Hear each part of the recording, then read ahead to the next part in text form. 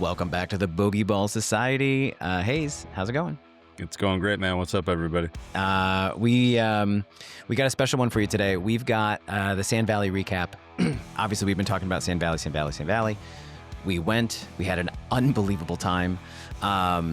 Unfortunately, Hayes was not able to join us for the actual recap recording, but Brian and Jamie and I kind of just dug in. It isn't short. If you're looking at this one like, oh, good, I'll have a quick half-hour podcast to listen to, buckle up. It's close to 2 hours, but we cover everything. So take your time, listen to it, however many listenings as you want to.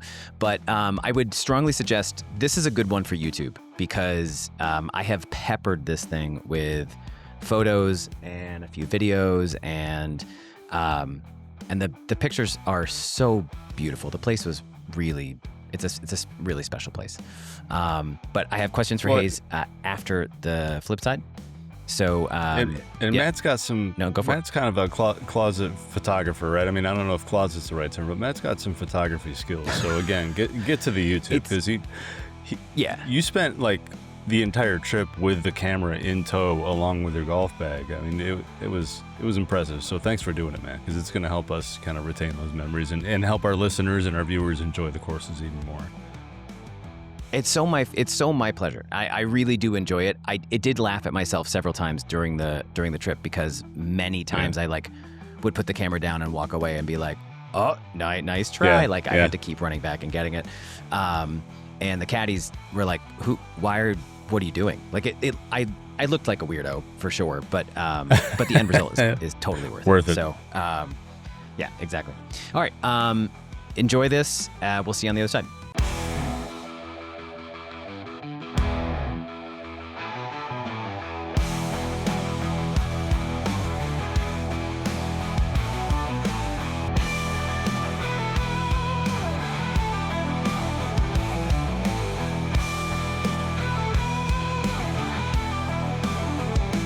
Truthfully, because that was the apps. I can't believe we ended on that because I thought for sure that was going to be the nightmare, and it was spectacular. I mean, it's our Hazeltine.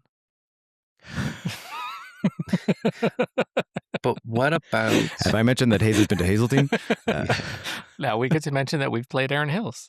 It's our Hazeltine. It's true. But by that Jamie, same token, we also had like $1 tacos. So had you spent $5 extra on tacos each day, that adds up. To $15. Look, did you really only have 3 tacos or 160 tacos? Yeah. You do the math, right? Yeah, exactly. So, who are we? What are we doing here? Wait. Oh yeah. Sorry. Hey guys. Welcome back to the Bogey Ball Society. We have, first of all, we're missing somebody. Julian, who we met at Sand Valley, who was going to be our fourth today. We just really liked him. He was just a guy that was just on the grounds, and we just thought, you'd make a good addition to the podcast. Hayes got very mad at that and then decided he wasn't going to show today. Yeah, he's actually still at Erin Hills. He refuses to leave the property. He played so well that he's just walking the fairways alone like he did the whole time we were there because he's the only one in the fairway. He's claiming squatters' rights. I don't think he's coming home anytime soon. Yes, Hayes has a lot going on. He's not feeling great, so he asked us to press on without him. So without further ado, this is our trip recap. So if you are somehow just tuning in, not going to bed. If you are just now tuning in, we last week went to Sand Valley for 4 days and then spent the last day at Erin Hills. All of those are in Wisconsin, if you're not familiar. It is an exceptional property. Both of them are really incredible. But we just kind of wanted to break it down for you, what the trip was. If you've thought about doing a trip like this, maybe this will help you in some small way. I'm going to pepper this thing with pictures that we took over the course of the 4 days, a couple of videos, just to give you a sense. So if you're listening to this is one you're going to want to check out on YouTube because there's going to be some visual aid I think will assist. Jamie, Brian, how you guys doing? Doing well. It's Are you early, but it's sad? good. Are you sad to I be can't back believe in it's the? over. I just like it was such an incredible trip and experience, and 2 years of like anticipation and buildup is Yeah. over. So I'm excited to get into it, to talk about it, to see how we all feel about how we did and everything like that. But I'm kind of like I'm ready to start planning the next one. I understand why my wife always wants to plan the next Disney vacation before we've left Disney to Yes. have something to look forward to. Yeah. In fact, that was Jamie and I had a discussion before we got there about how soon into the trip would the talk of the next trip happen. And I wasn't sure if it was going to happen during the trip or immediately after, or if there would be a lull. But I think it speaks a lot to the people we had there, the group of guys that we had there, that all of us were like, when can we, when Yeah, can we I do think this again? somebody This made was a so comment amazing. to me before I made it to the driving range the first morning about that we need to come back here. I think it was you, Yeah. Matt. I think you were like, I never want to leave. I definitely heard you say that. I definitely heard you say like, this is where I live now. Well, and I So think it speaks volumes to Sand Valley, and this is kind of Mhm. this is why we're doing one of this episodes, but we are eager to go back. And there's a multitude of reasons of why we're eager to go back, but there's so many other places that we could go and are mhm, on the radar. But the fact that we are, if you said next year we got to go back to Sand Valley because that's the only place that can work for everybody, I think we would all be more than thrilled, and we'd be like, Oh yeah. great, let's go back. We're going to go through this in this episode, but there's very little reason to not go to Sand Valley. Mm-mm. it's exceptional. I mean, and I'm not using that word lightly. What they have created is something that I didn't know somebody was thinking about. Yeah. All right, so let's just we'll just jump into it. We got in, pretty much everybody got in on Monday. And what I really appreciated about the trip, we worked with Jason from Wisconsin Golf Trips. He did an genuinely incredible job in booking the courses, the place, the lodging. We were, we had 4 rooms in a row, or 3 rooms in a row and then 1 upstairs. I think that was how the rooms ended up breaking up. But the 3 rooms that were in a row were directly on the 17th green of the Sandbox, which is their short course. So you open the slider and it's just boom, right there. Like it was an incredible first view of where we were staying. Yeah, I got to trash talk the greenskeeper the next morning about where he was placing the pin. That's because right. he put a nice little sucker pin in because some of those bunkers are deep. I mean, Man. they don't mess around. Derek No, they do Derek not. Guzman, who we had on, we released last week. Apparently, that is nicknamed the Devil's a-hole, that bunker, which is a fantastic name because truly, when you're in it, it's a nightmare. Yes. But so pretty much everybody got in on Monday. We were able to go to the Vortex headquarters, which was like truly surprising delight of an experience. They gave us a tour. They showed us all over the place. We left with swag. We left with, I think you're, Brian, I think believe you were wearing thank you, Vortex. hat. I got in late, so I didn't get to go see them, but they did, send me this hat. So I appreciate that and look forward to catching up with those guys the next time I'm in the great state of Wisconsin. It's an incredible facility. If you are in that area at all, I can't recommend it enough. It was really surprisingly cool. I sort of thought it was like, oh, this is just an office, but it isn't. It's like they do everything in house. They make It's scopes. open to the public. It's open to the public. They will happily give you a tour. It's an awesome experience. There's tons of dogs. It's like a dog friendly office. So there were just sweet dogs everywhere. It was awesome. Then we drove up to Sand Valley. So we got there Monday afternoon, probably, Jamie, was it 3 o'clock, 4 o'clock, something like that? Yeah, got in about there and went straight to the range. Immediately to the range. And it was, I brought, I think I had 3 or 4 extra shafts. Jamie, you had several shafts. I mean, it was like, it's like the nerdiest nerddom of like, ooh, can I try that? Yes, you can. Here, hit this. Like everybody was trying everybody else's things. Yeah, tailor-made balls that just, just on the range. Just, I mean, granted practice balls, but what did Brian, did we decide they were TP2s? Is that where we, I think they where just we said landed? TP. So yeah, I don't. They were not toilet paper. That's right. Yeah. That range is magic. I'm taking that. I'm going bottling up some of that and bringing it home. That range was absolutely magic. Yeah. So the mats were somehow the most forgiving mat. Like I couldn't hit a bad iron shot off those mats if I tried to, and I hit plenty during the week. So I know it was the mats. The mats were magic. So basically, everybody was able to get in Monday except for Jason, who was just delayed. So he had to come in really early Tuesday morning. So we had a Tuesday morning tea time. Jamie, what was our first lineup? Day one was Sand Valley, 8 a.m. and kind of a good 7, kickoff. wasn't it? Oh yeah, it was 7 a.m. 7 a.m. Yep. Yeah, time change for me. Bright and remember. early. It was the only round that we had a little bit of rain. But we'll kind of get into that. A little bit. It was in the grand scheme of things. It really was. It was Two just holes. It was a little bit of rain that was blowing sideways. Yes. And then we went right into the Lido afterwards. I think that tea time was about 1 o'clock. Oh, we had barbecue. I think we had a lot of barbecue that evening. Yes, we're definitely going to dive into the food later because the food is, I can't believe I'm saying this, but it's kind of a highlight. And that's not to diminish the courses in any way. But let's go back to Monday, we get in, we go to the range. I think we did barbecue that night. Yeah, we hit the barbecue place after Mark and I got there for sure. And it was just it was the exact right way to start a trip. Nobody missed anything.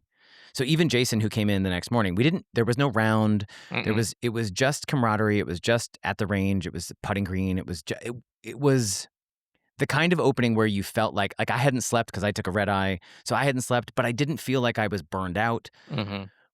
I think we went to bed at 9 o'clock. I mean, it was a pretty early evening, especially with a 7 a.m. tea time. What's that? You went to bed at 9 o'clock. I was wiped. I'm sure others stayed up because that's the nature of these kind of things. But yeah, so Tuesday morning we wake up. It's not warm, but not cold. But it wasn't brutal. I think the high. Oh no, actually, I do remember this. Is that I believe the high was 63, but it was at like 8 in the morning, and then it got progressively colder. Wasn't that? Yes. Wasn't that, yeah, it was. It was not going to be warmer because there was a front moving through. Yeah. There was some overnight rain. Yeah. It looked like we were going to be mostly clear once our golfing started, but it was supposed to get cooler or feel cooler as the day went on. And lucky for us, the wind was supposed to pick up at about 1 o'clock, which is when we were going to start at the Lido, which is a notoriously Did you say wide good open. Luck? Was that? I said, did you say lucky for us? I was being sarcastic. Yeah. It's already a hard enough course, but with the wind picking up and there's no trees to block it, so it is a wind. Anyway, that was one thing that I was sort of clocking on the radar. And we started with Sand Valley, which I think was pretty low on my expectation list. If I recall correctly, I think I was very high on Sedge Valley and Mammoth. I think I was very low on, not very low, but in a ranking order. I think Sand Valley was relatively low, and it completely exceeded my expectations of like first tee shot, nice and wide open. I don't think I'm trying to remember. I played okay through about 7 holes.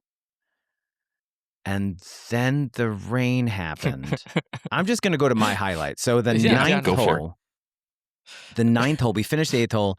We walk up through the woods and we're a little bit behind. And one of the starters is there to sort of guide us to the next tee box and just ask us to pick up the pace a tiny bit. Now, to be fair, the group behind us was not on us. And the group in front of us. I was in the group behind you. Yeah, but you weren't. It never felt like you were chasing up our butts. You might have been, but it never really felt like we were slow. Anyway, Yeah.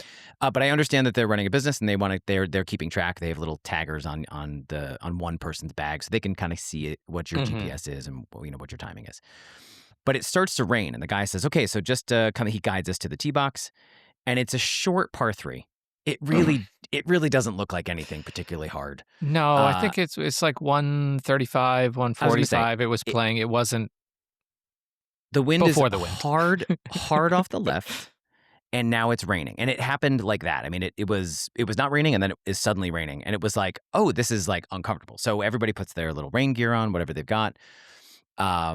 I use Jumbo Max grips, which I have heard are not good in the rain, and I live in Southern California, which I don't have to worry about. Haha. Well, that was a nice surprise. As I could not get a grip on on the grips at all, and I hit my hit 9-iron or something to try to get it up on the green, and I absolutely swiped at the ball, and it missed the green and sort of tumbled down a hill. But I saw where it was. I wasn't concerned, and when I got to the ball, it was directly under a branch that was like in my eyeballs, and there was no way for me to get to the ball except just extending my arms as long as they could go and trying to swing at it like a child hitting a tee-ball. And I missed the ball 14 times in a row. I think I tried to go back and count. It was a Happy Gilmore moment where I just kept hitting the same spot and I couldn't hit the ball. And I finally hit it into the bunker. Yeah. The bunker that I had already been in. And I just asked the man nicely who escorted us the whole way. I said, "You can just pick that up for me." Yeah, it was actually so I hit into that bunker off the tee, got out of the bunker, and the gentleman that was with us was like, "Oh, don't worry, I'll rake it for you." I was like, "Thank you so much." Like, great, because it's pouring. Like, I think I went up, tapped in my 2-putt, took my bogey or double, whatever it happened to be, and just kind of like started walking to the next hole. I don't even think I saw you one time. No, I don't think anybody saw me.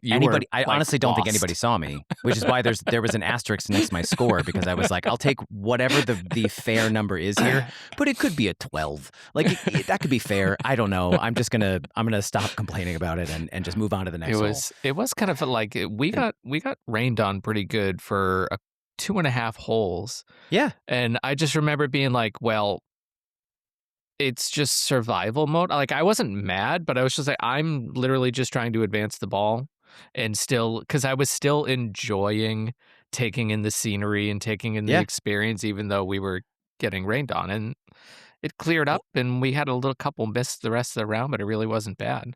I will say for 2 holes to experience rain for 2 holes, it was a memorable 2 holes. Yeah. And I'm glad I had a rain jacket. Like I happened to have it in my bag. I'm really glad I had it.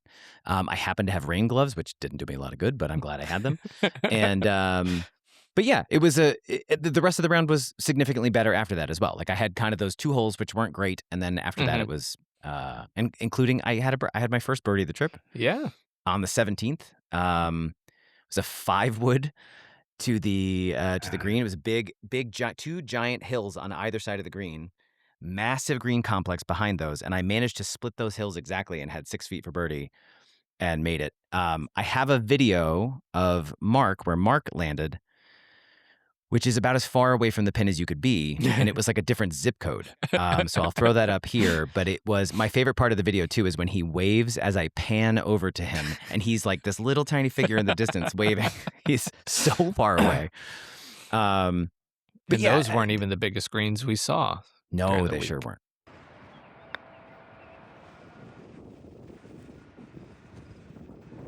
That's such a good effort, dude. 18 days later. Here he comes. 28 days later. Jamie, where were you when the rain hit? I know you were one behind us, but yeah. So we were on the 7th hole, like starting 7, which is a par 5, and it basically rained on us that whole hole, and then into the tee shots on the par 3, and then by that time, after that, it was kind of basically cleared up. Now, it was so windy that after a hole, I felt dry. Yeah, it did not take long. To dry out. I dried out and I was fine. So I was actually wearing this sweater. Shout out Avalon Golf, because I mean they have some pretty amazing stuff. Yes. I threw on my Red Rooster rain gloves, and I'm used to, like, I've played in the rain thousands of times, so I just know I need to get my rain gloves on, and after that, I don't really care. Um, That was the thing now, I'm definitely investing in next time is some legit rain gloves because the ones that I have are 10 years old, and I think I've used them twice, and they're Mhm. you know. But yes, just go to Red Rooster, get those ones. But I mean, yeah, Sand Valley, it was, I play with Jason Hayes and yep, Jeff. Um, yes, and Jason smacks the ball, plays really well. Like, hmm he can hit some really, really good shots. he can hammer it, Hayes man. struggled, I think, but like that first day, that those expectations of a golf trip, and I mean, that's something that we probably should have led with. I think going into a golf trip, you want to play your best, and you are going to play your worst. It just Oh, that I've that got to kind of remind the happens listeners that that was my first round of golf this this year. calendar year. Yeah, Yeah. So, yeah. It's but I think I just want to just dig in there real quick. I think yeah, that's a really really good point, and it's an important one. You go on these trips, especially things that you've been planning this long. Everyone, it doesn't matter. Brian. I know you wanted to play well. Like I wanted to play well, and I also was really trying to hold on to I had been practicing this mantra of like I'm Mhm. here to have fun. I'm here to have fun. And so every bad shot I hit, I just tried to look at it as an opportunity to laugh at myself. There was a lot of laughter. There was, we'll get into it later. There was a round where the laughter stopped. But it came back. It came back. It's great. Jamie's, Jamie, I have I a was story. there. Remind me, I have a story. Yeah, I know you do. Um, but I just think it's an important thing. You're playing a course you've never played before in most cases. Uh, Sand Valley is what they consider one of their championship courses. It's one of their harder layouts. It's Mhm. not. I would not call it a particularly hard golf course because it is very wide, but the greens are tricky. They don't the ball did not bite the way that I was used to Oh and or god, no. expecting on chip shots. So everything kind of skipped through. Had a Mhm. lot of long putts for sort of lag putts, that kind of thing. It's a challenge, and if you don't have the right mentality going in, it can be incredibly frustrating. So just for whatever that's worth, if you're planning a trip, just remember, just be nice to yourself and just be, try to be as nice to yourself as you are to your playing mates because if nobody Yeah. was mad at anybody else for hitting a bad shot. So I mean, that was anyway, Sand Valley was my worst round of the weekend, and I kind of went in just being like, "Hey, let's see where the swing's at. Let's kind of yeah. get all the kinks out." And most of the trouble that I ran into was um, getting into the longer fescue. Mhm. There are some very uneven lies. You're not going to really lose a ball out there, No. but there were some. It's like I'm just gonna hack at this and try to get it back into the fairway kind of recovery shots. Yeah, And exactly. then it took me a little while to learn how to hit the ball out of the sand, which yeah.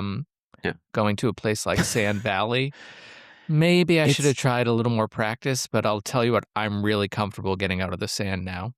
So, um I have a picture of every single person in the sand because it was I mean, they named the place correctly. It's Mhm. There's so much sand. It's incredible.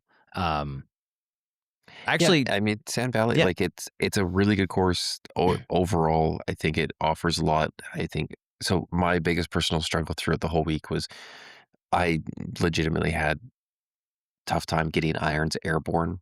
Like I Yep. mean, like above 30, 40 feet, and I was still able to make good holes, make pars, Mhm. Yeah. and because you can, it's forgiving in there. There's a lot of holes that you can just run things up on.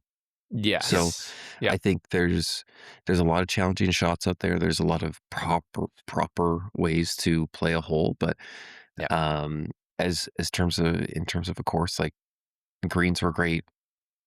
There's good variety in the holes, um, and 18 is a great finishing hole. 18 Like it, was it just really a is. spectacular finishing hole. It's a Yep. fun way to finish off the round because it's this Yeah. nice winding par five that goes up to the Craig's porch, which is kind of where you get coffee, breakfast, and all sorts of Yep. other stuff. Um, and it's a good way to finish the round. Mm-hmm. I mean, Yeah. you guys didn't really get to experience the ninth hole. I think in the ninth hole was is kind of the other highlight hole for me on the course. It's a drivable 4 Oh, from we the experienced it. Just well, not you in a nice experienced way. it, but not in the nice way. Just in the rain and the wind. I tried to bunt a driver, and I think it went 60 yards because I just hit a bad shot, and I was like, well, okay, 6 iron out. Okay, let's 9 iron onto the green, and yeah, we had a rough 8-9. After that point, though, it was fine.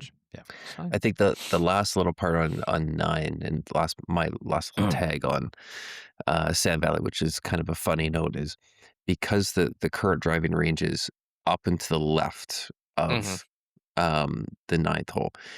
And again, it's a shorter drivable 4. When you are on the range, the amount of golf balls that end up on the range from guys trying to drive the green and they just peel off. Like there was one guy who hit his TaylorMade TP5 onto the range I watched it bounce into a bucket of TaylorMade the TP2s as we call them. No way. I didn't even so notice he walked that. up.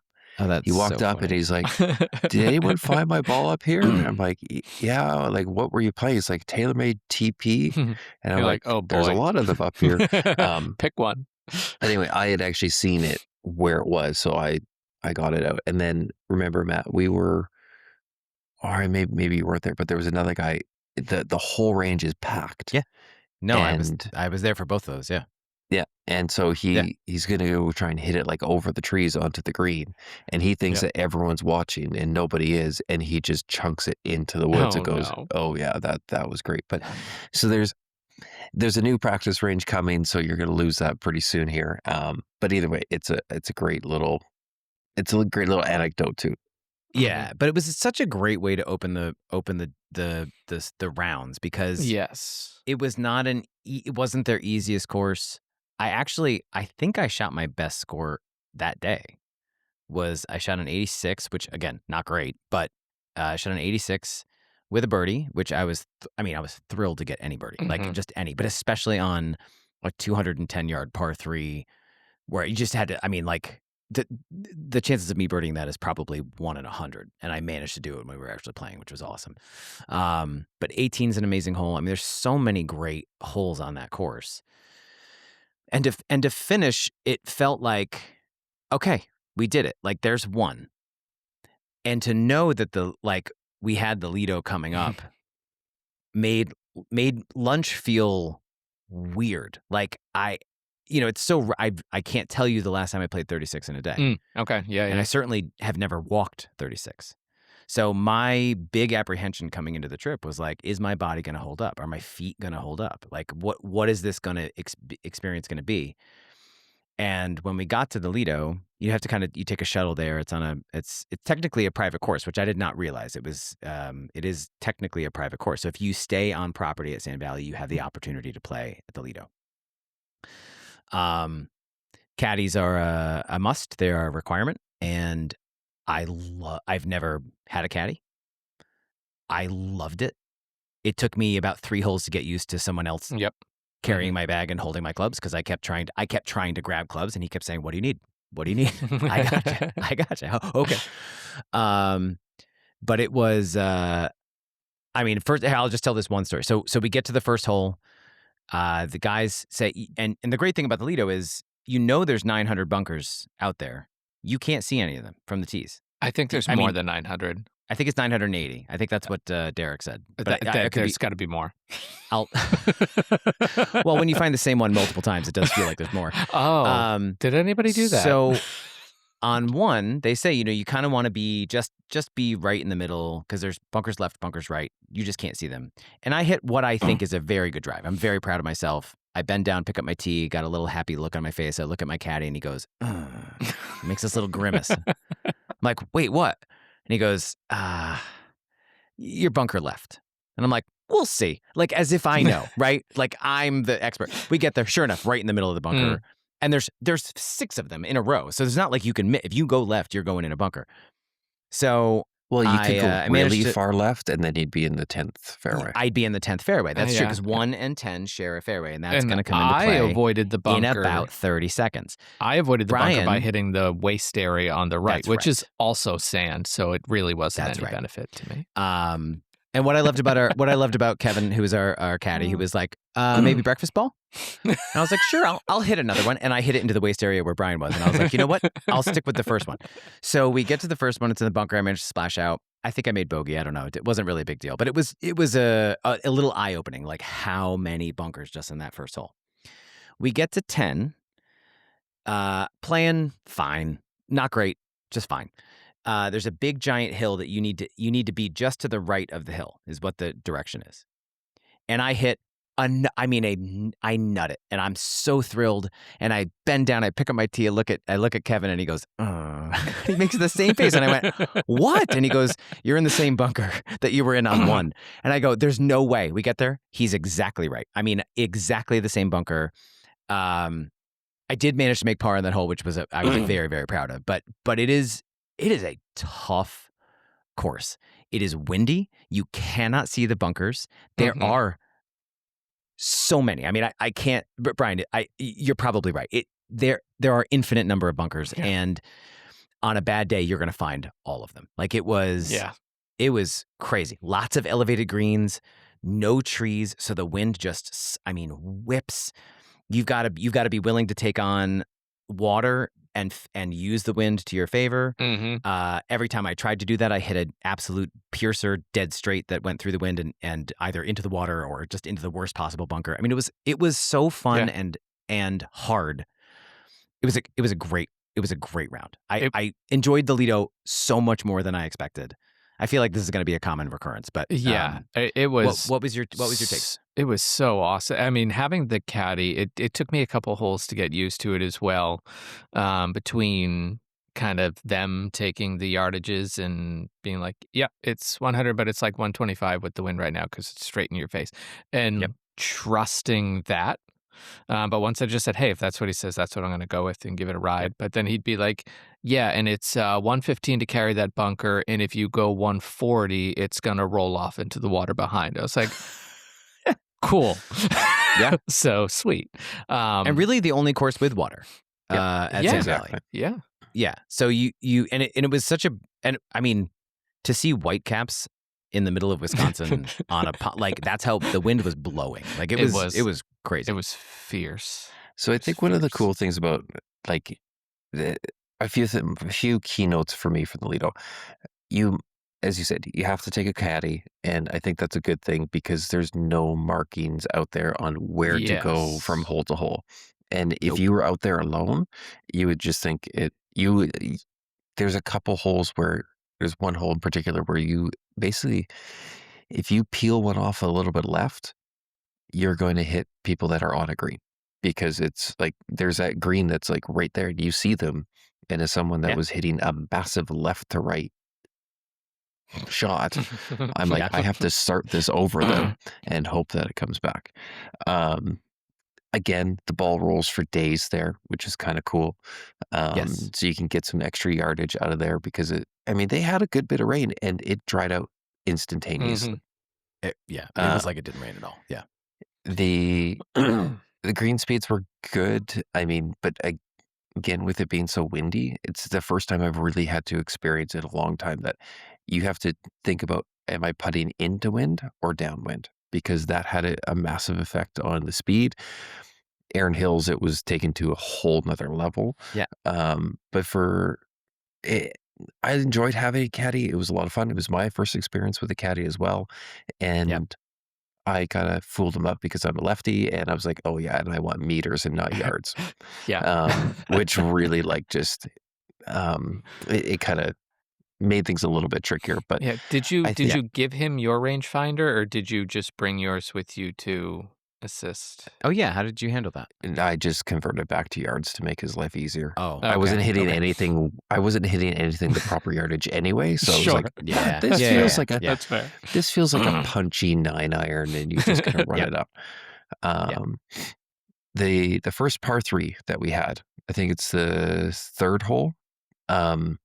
It's one that was it's this really cool. You're hitting there's water on the left.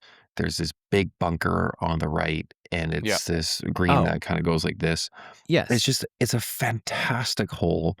Of course, I ended up in the front bunker, but I think it's better than water.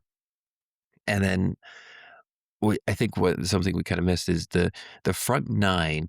It wraps around the whole Oh, right. exterior Yes. of the That's a property. really cool route. Yeah. And then the back 9 just kind of winds its way in between in the interior of it. So it makes this kind of cool walk where you're kind of seeing everything from the perimeter, almost like there's that sacred ground in the middle Yeah. that you're kind of winding around in. I mean, there's some great holes there. It's a challenge. I can see why it's some people's least favorite because the randomness factor to it, but ultimately it's fun. There's some shorter 4s, there's some good par 5s. Again, it's your only real chance that you're gonna lose a ball. Yeah. Honestly.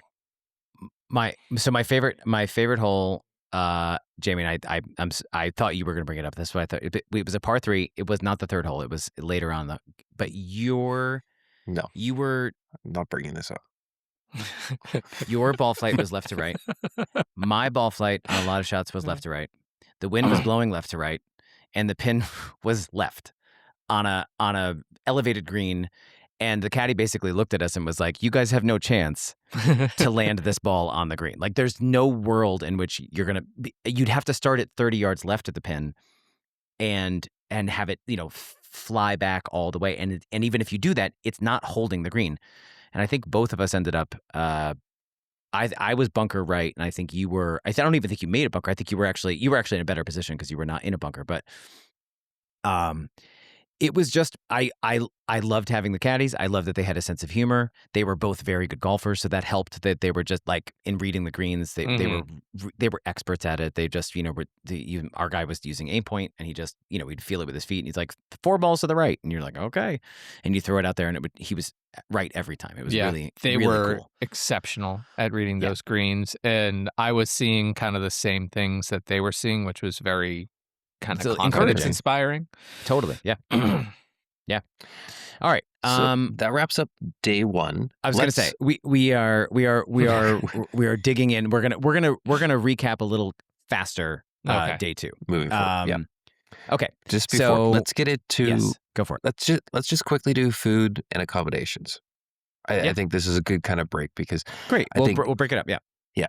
So accommodations, we walk in, we stayed at basically, as you said, they were kind of hotel rooms. But I think one of the key things, at least for me, when I know for a trip like this, you're in your room to sleep. That is it. Yes. As long as the bed is comfortable, fine. The room I was in the upstairs room. I think Jeff named it the geriatric room because we had the wheel in, which was kind of funny. We had the wheel in shower and all that. But you know what? Okay, showers was great. Good pressure, good water. Yep. The beds were really comfortable. There was ample lighting. There was Keurig machines with free K-cups.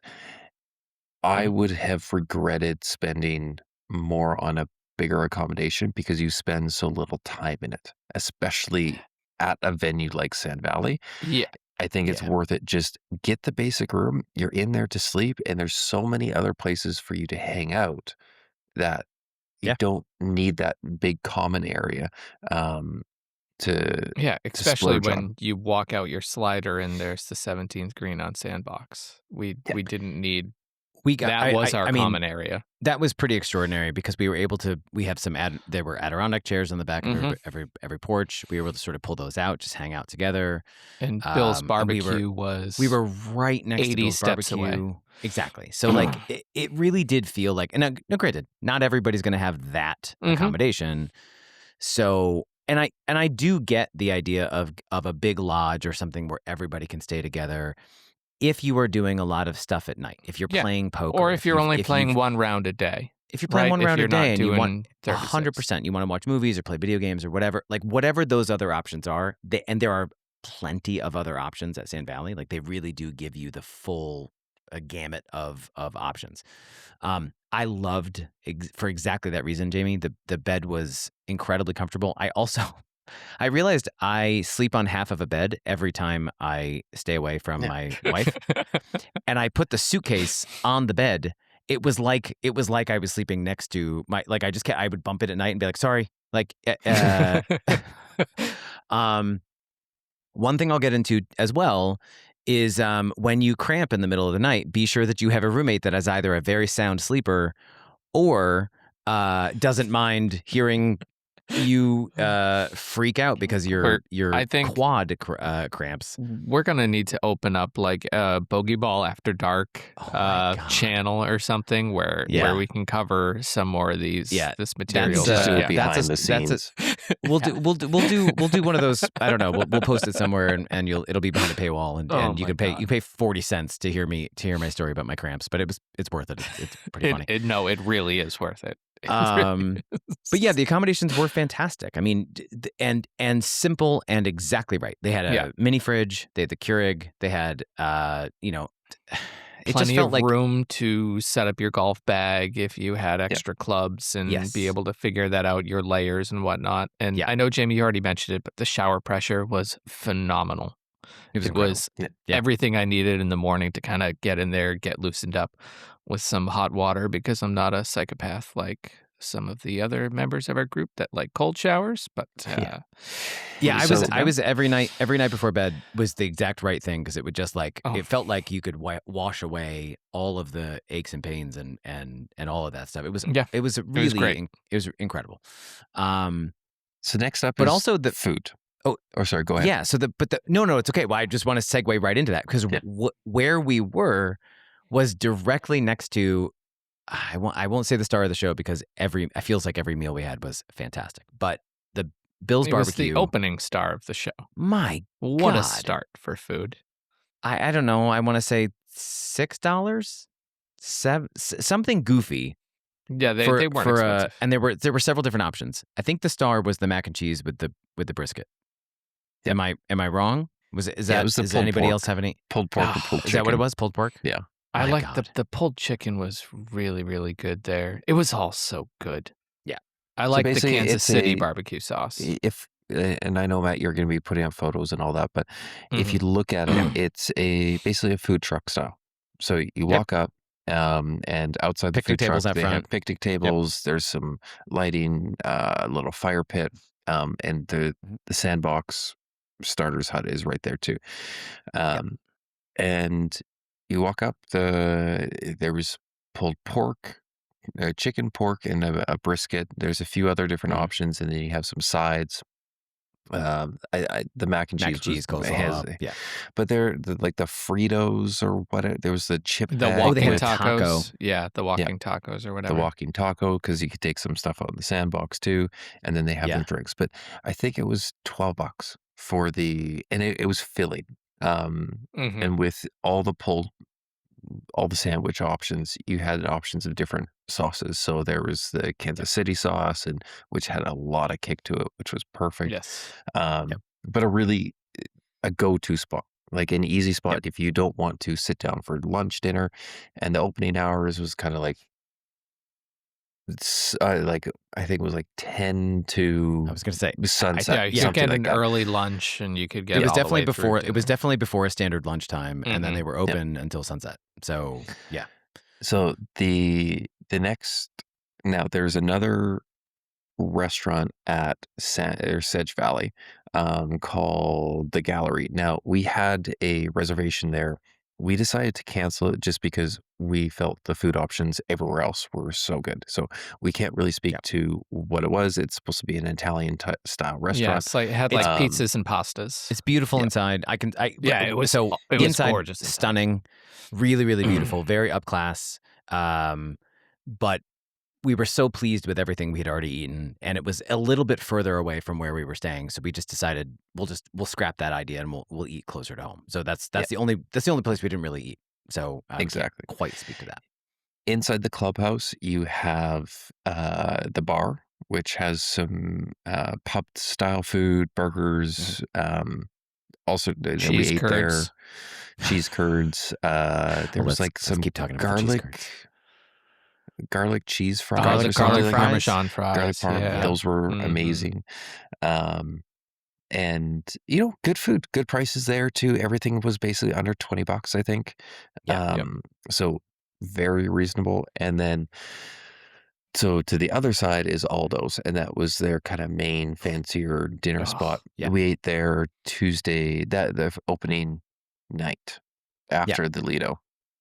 So Aldo's is like a farm to table. They grow all of their fresh herbs there. They grow. I mean, it's a really impressive. If you're a foodie, don't skip out on Aldo's. It was get the awesome. pork shank. Oh my God, get the pork shank. It was Did we all so get You the pork didn't shank? even finish it. We all did. Okay, look, I'm a little person. All right, we've discussed this. I was full. Oh, there might have been a bite left on my plate, but it was. I mean, God, Matt was incredible. gnawing on the bone. It's okay to say. It was, That's where the marrow pork is. shank was really good. There was a couple steaks that guys had, which looked delicious.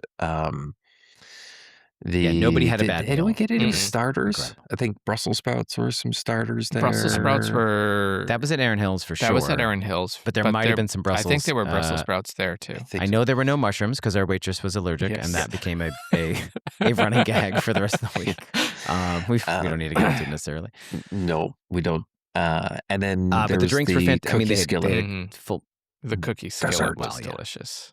Very hard to go wrong. With cookie skillet ice cream was fantastic. Are we going to talk about the Wisconsin old fashions, or are we saving that not for here. another let's save that. episode Let's save as well? that. Let's say no. We'll save it. It'll be a little bonus. A little, that and my cramps can go in the after hours conversation. Yeah. And then honestly, for me, the star of the food show is the food that's on course. Yeah. Because are there some great options? Well, also, it's the thing that gets most overlooked, I think, with every other golf course I've ever been to, is the like halfway house thing. And it's usually, a $4 or $5 hot dog that's been on a turner.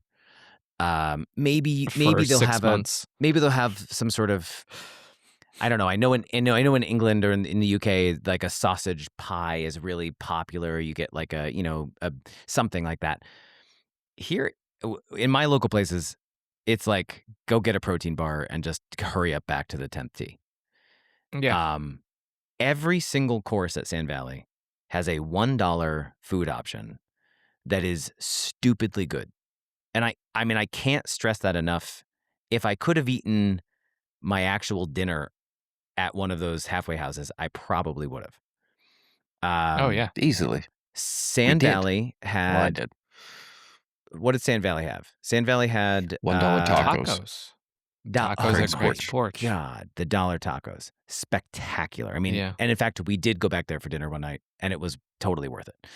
It was, but like genuinely great tacos. Yeah, like Lido, not just like. Did the Lido have anything? The Lido might be the only one that didn't. I don't know if the Lido. No, had the Lido did not. It's a private course, so because it is a private club. It's a little bit of a different vibe. Sedge Valley, that was my favorite. I mean, I'm just gonna say it now. Sedge Valley had $1. They called it a meat pie that was sausage and peppers inside hand pie. Like it was a hand pie. Oh, hand pie. Thank you. Sausage and peppers inside a like pastry shell. Ridiculous. So ridiculous. They also had an Italian beef sandwich for $1 that was also fantastic. And it was like a half a pound of meat. That's exactly where I was going. They're not this little teeny tiny thing. It's not an amuse-bouche, if you will. It was a full-on sandwich. Like you ate that thing, you're like, oh, I'm full now. That's great. Yeah. Let's see. So that was Sedge. Mammoth had dogs and brats, right? Did I get that right? Yep. Yes, hot dogs and brats, both $1. I did sample both. I splurged $2 and I ate half a hot dog and half a brat. I actually preferred the hot dog. I was surprised. I would have my money would have been on the brat ahead of time. The brat did have a nice crunch. Oh, it was the casing was very it was great. Yeah. Just and then Sandbox didn't really technically have a halfway house because it had the Bill's Barbecue right at the start, so that doesn't really count. Did I miss one, or was that No. all four? So Okay. the only thing that I'll yeah. add in is the same place where you get the tacos, which is Craig's Porch. That's kind of at the tall area of the property. Yes. Breakfast. You can actually, they have breakfast there. So there's breakfast sandwiches, sausage, sausage, egg and cheese, Sausage, egg, or and cheese. bacon, egg, and Yep. cheese. They're both $3. And you get complimentary coffee. So, Yeah. I mean, you can, what I would typically do is I get 3 and I would eat 2, have my coffee, and then I would put 1 in the bag for later in the out. That's great. I would Yeah, love it. and No, I just genuinely, that's touching awesome. on those, touching on the options. Like, you can get a quality meal to fuel you up for the back 9, and if you wanted to get a beer or something, it's $2 or $3. Yeah, for beer was $3, I think. Yeah. Yeah, and then had- for they $5 or had- and then- $6, you can be Yep. properly fueled. Coffee and water were complimentary, and they and still the had water like was Gatorades if you everywhere needed. throughout the course. Yeah, That's the water other was thing. everywhere. So they had massive coolers every 3 holes or so. If you ever needed water, they had tons and tons of water on course. I mean, it's bottled. You don't even have to like worry about trying to like bring a water bottle or anything. It was incredibly well thought out. And these are the points, sort of, I think, when I said earlier, they've thought about every aspect of a golf trip. You don't want to have to bring your thermos with you. I did because I'm a nerd, but like, you don't have to do that. You can bring electrolytes if you want to in a little packet and just dump it into the water bottles. You can eat for $1. You could charge it to your room if you didn't bring your wallet or your phone. You can, they've thought of every aspect of this thing. And what I really loved is I never felt like I was getting gouged by the resort, that you can't really go anywhere else. I mean, you could, if you wanted to, you could get in your car and drive somewhere. But why would you when you're all together? Everybody's enjoying an incredible time. It's so much easier to just go to the halfway house or go to the barbecue place or go to Sedge for tacos. It was an exceptional food experience, and I was really blown away. I mean, I was not expecting that at all. So, and since we're kind of on this topic, I think there's a few other things that were kind of key notes for me that were standout highlights outside of the golf. The shuttle system is impeccable. Spectacular. So, Top tier. realistically, from where we were, which was the only thing that's walking distance, is Mammoth Dunes, Sandbox, the barbecue place, as you said, is right beside us, and the main clubhouse. If we wanted to go to Sand Valley, we wanted to go to the range or Sedge, those are not really walking distance. You can see them. 15 minutes or something like that. Yeah. But with it's your also bag, up a hill and you're carrying a bag. And, so they give you a card with a QR code. You can scan it. You can call for a shuttle, and they are there within 3 minutes. I think that was the longest I had to wait. And even if you don't want to call, you can just kind of like stand outside and there's going to be a shuttle coming by. Yeah. That was one of the low-key highlights that I had, because it was unexpected, and the simplicity of it, the overall functionality, it just works. So, and I have to give them the check-in, check-out, everything like that. That was all very incredibly smooth. Everyone was very accommodating, and it was just they've thought about all these other little details: free coffee, free water, all these other little things that golfers want, and it makes it that much more of a enjoyable experience. And like you said, they could easily gouge you because there's not really anything close by, but they care more about the stay, and that you're not having to worry about that.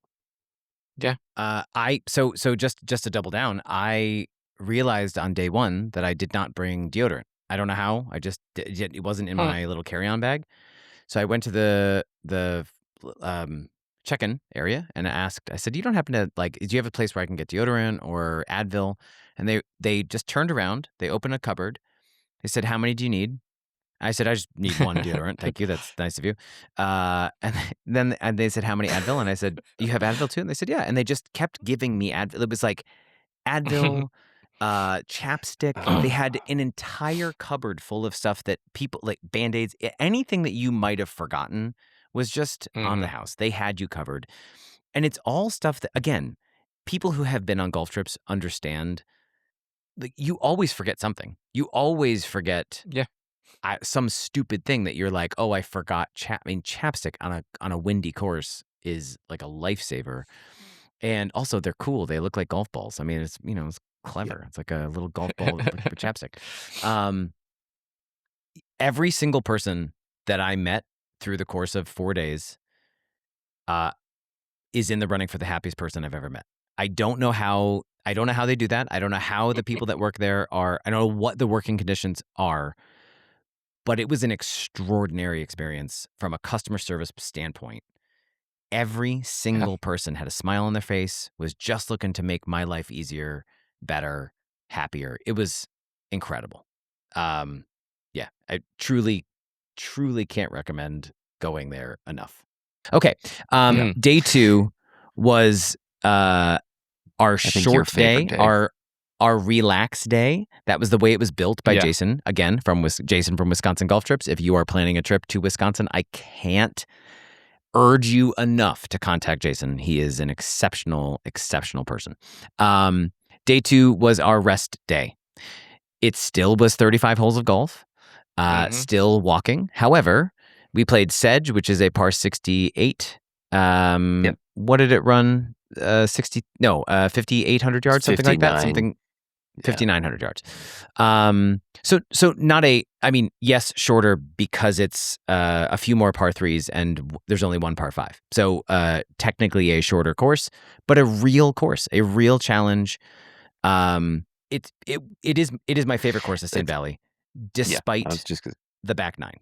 So we'll get there in a second. But I had a genuine meltdown on the back nine, like a sad boy meltdown. Jamie had told a story, and I'm just going to tell this real quick, Jamie. I hope that's okay. Yeah.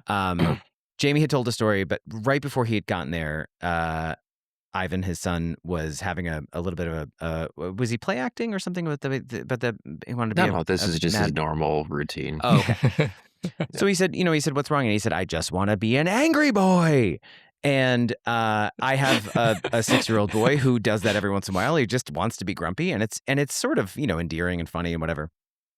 And it never lasts too long. I had my angry boy moment on Sedge Valley on the back nine. My swing disappeared. I couldn't hit it off the tee. I felt like I couldn't hit an iron. It was exhausting. And sweet Jamie came over and put his hand on my back and said, "Are you okay?" And I looked at him, and in my head I yelled, "I want to be an angry boy." and I'm very disappointed that I didn't actually do that in real life, because what I did was like shrug it off and was like, "I'm just having a hard moment." And he was like, "Okay, all right, you got it." Did eventually recover. It took a little while, but it's it has nothing to do with Sedge Valley. It was just just a lot of golf in a couple of days plus travel. It just hit me all at once on that back nine. Sedge Valley is 100% my favorite course at Sand Valley. Not just because we played it twice, but the routing of it, the challenge of it. There is so many different kind of holes. There's short par 4s, there's longer par 3s, there's dogleg lefts, there's dogleg rights. I mean, you have to be imaginative. Changes with it. Yeah, elevation changes. The short par 3s are tricky because the green complexes are they had a diabolical. Lot of yes. I was trying to think of a nice word, but diabolical is fitting. I mean, the number of putts that I ran over the edge of a hole on Sedge Valley is out of 18 greens, I think I ran it over the edge of a hole 8 times the first round. And I was like, I think that was part of my frustration, was just like, what do I have to do to buy a putt? I mean, I couldn't do it. So I think the third hole is one of the ones that kind of stands out because it's a long par 4, and you basically hit into a hill, and you look up from your tee shot. Hopefully, you should be in the fairway. The fairway is like 150 yards wide there. That felt personal. It wasn't, but I mean, there is a little bit of fescue on the right, but like I topped my drive. I didn't reach the fairway on okay. that one to start. But I mean, if you look up and all you see is trees behind and this massive bunker complex, and the green is like tucked in way, way, way behind this bunker complex. And there is a little sign up there in the tree line that kind of shows you where to go. Now, the Yeah, nice it looks thing exactly with like a this radiation green, sign, by the way. Yes. It's Yeah. yellow triangle, black triangle, black triangle, and it's in the trees. And if you didn't know it was there, you'd never know where the green was. And all. we didn't. We were all sitting there like, I don't know where to I aim. happened to see the sign and I was like, what the hell? What is that? I was like, oh, it has to be the pin. Yeah. And that is one of the greens that kind of everything funnels in, which is nice. Mm-hmm. Unless you go long like I did. Yeah, there's a bunker back long, but you know, I think it's very thoughtful in its intention. Where so for reference, we played from 2 tees. We played from the back tees the first time, the forward tees the second time, and there wasn't a ton of difference, I'll be honest, other than you had some weirder angles and some tighter pitch shots. The middle tees just give you the because none of us is a 320-yard hitter. The middle tees is the right tees from Doak's perspective, based on what Derek was saying in the interview that we did with him. Derek Guzman is the director of golf operations. The middle tees is the one where you have to make decisions way more often, because you can absolutely try to go for the tee, go for the green on a 265-yard. But when you play from that middle tee, it's 265 to that. Let's say the fourth green, which is awesome. However, there's bunker left, bunker right, bunker further right. So if you peel your golf shot like I did into one of those bunkers, you have it's almost impossible to get up and down for par. Yeah. But if you leave it in the opening of the green, like Jeff did, you just put it up to the 3 inches and tap in for birdie. So it plays either incredibly easy or incredibly difficult based on what you want to do with it. But when we were back from the tips, it was 330 or something to the front. So I had no chance of getting it into the bunkers from the tee, which was great. You know, I actually played the hole better from the tips than I did from the middle tees, because it was less of a decision. But I love that kind of golf routing where you have to make the decision from the tee. What's the right choice here? Yeah. And I feel like Seb did that really well. I was just looking at my stats between our 2 rounds there, and it was basically a 30-yard difference in my average approach shot between the 2 tee sets. But I hit more fairways playing from further back, probably because I had a few more greenside bunkers, or I was in the rough around a green. Absolutely. Because I was still going for everything there. Yeah. Sedge was like what woke up my rounds, which was fantastic. I know we talked about it leading up. Mathematically, the best chance to break 80. Yep. And that was my first 70. I hit 79 our first round there. That's such a good round. Yeah. It was a lot of fun. Great, like you said, great holes. Really, so memorable tee shots for me. I like how, is it 4 or 5 with that crisscrosses with 17? I think it's 4, right? It's 4 because it's right after you go up to the blind shot. Yep. And you kind of crisscross your tee shots and go on from there. But those 2 holes were a lot of fun. 18's very memorable because you have the green sitting in the middle of hills with the split fairway, and it feels like you could just throw the ball up anywhere in there and it's going to roll down onto the green, which it doesn't. Well, actually, it holds up on the hill. And 18 didn't. We didn't. The first time we played it, I did not remember that there was a split fairway up top. So when I from our tee box, when I peeled really my tee shot up to the right, I thought it was gone forever, and it was right in the middle of the fairway. There's an upper fairway, which was a great surprise. So. I should have remembered our course preview. And I think the other part, like you finish the 4th hole and you've gone par 4, par 4, par 4, par 4. And then you go into a truly diabolical par 3 that is like 20 yards. Mhm. And if you, I mean, it's just a really, we got tons of photos of this one. We got videos of this one, but it's just a difficult hole. Yeah. You go into one of maybe the best holes, which is a elevated tee shot drivable 4 that you hit down, and then you got to hit up into the onto the green, and then you go another shorter-ish par 3 to a long par 3, and the long par 3s, it's down. It's really fun. Like you can hit, I think it's like 230, Two 210, something like somewhere that. in that. Yeah. Yeah, but it But you doesn't can hit play. It like doesn't a ultimately 4 play iron that down because it's there. downhill. Yeah. Yeah. Mhm. Yeah. But Yeah. it's after that, which is, I think, kind of the coolest, because you're down in this valley for this par 3, and you got to walk up, and then as you walk up to the next tee box, everything opens up. Everything's open, and you're like at this big, Yep. massive field into just another 2 really, really good holes. So it keeps the walk is lively. There's Mhm. thrilling shot, thrilling vista view, everything. Yeah. I think the best thing with Sedge is it holds your attention throughout the entire round very easily. So great course. Yeah, it's a And course that I if it mean, was local, I would play it every week. I genuinely Oh, don't. yeah. yeah, I don't think I would get tired of that course. I loved the variety. I loved I mean, the greens were fantastic. And again, I mean, It all of the greens was and all the courses were in such good I shape. mean, So for being a par 68, it doesn't feel like it's lacking any holes. Nope. It's a complete course in Yeah. its own right there. 100%. okay. But then that So brings us Matt, into Sandbox, right?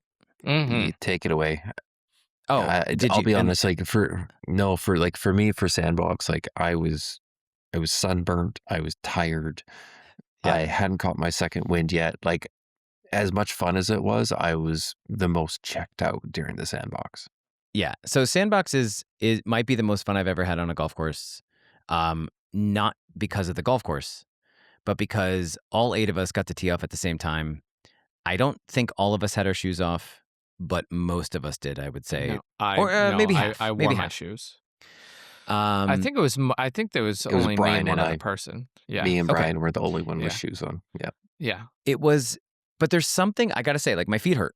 My feet hurt after whatever that is. 36 and 18 is 54. So we played 54 holes in a day and a half.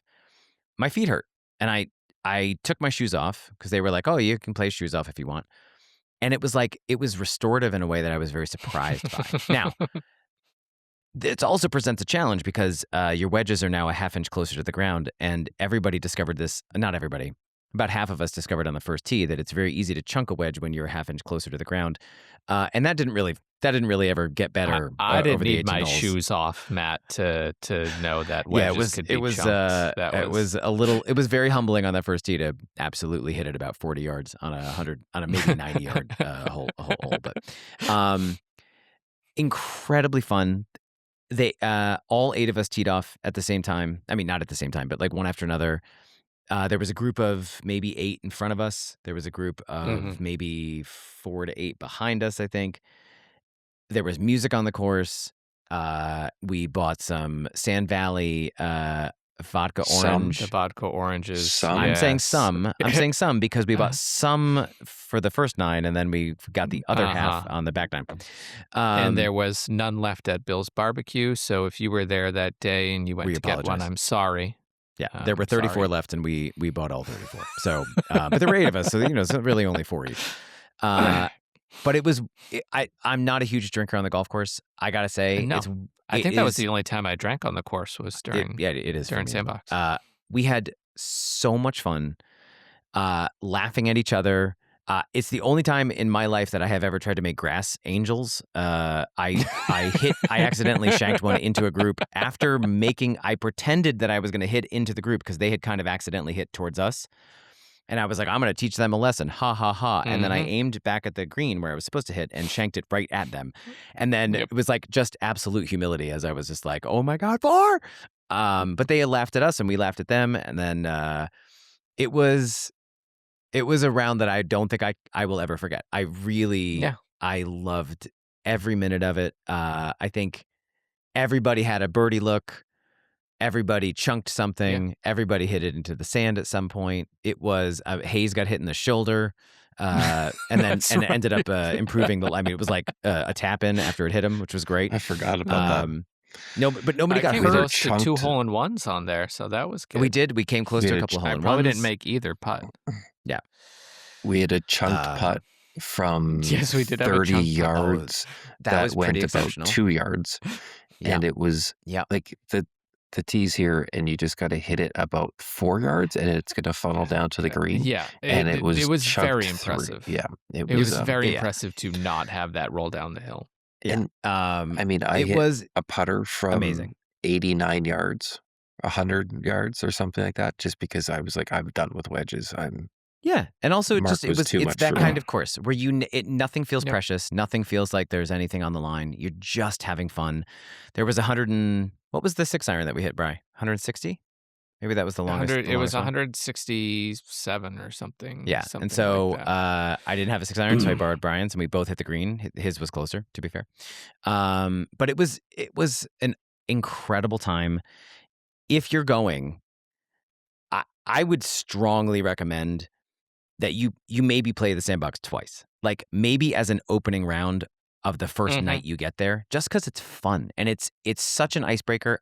I'm not saying you have to. I'm just saying I could see that being a great way in to your experience at Sand Valley. So is this sorry, I got to interrupt, but this is a great segue. Yeah. Like they have Commons that's coming. It's a 12-hole course.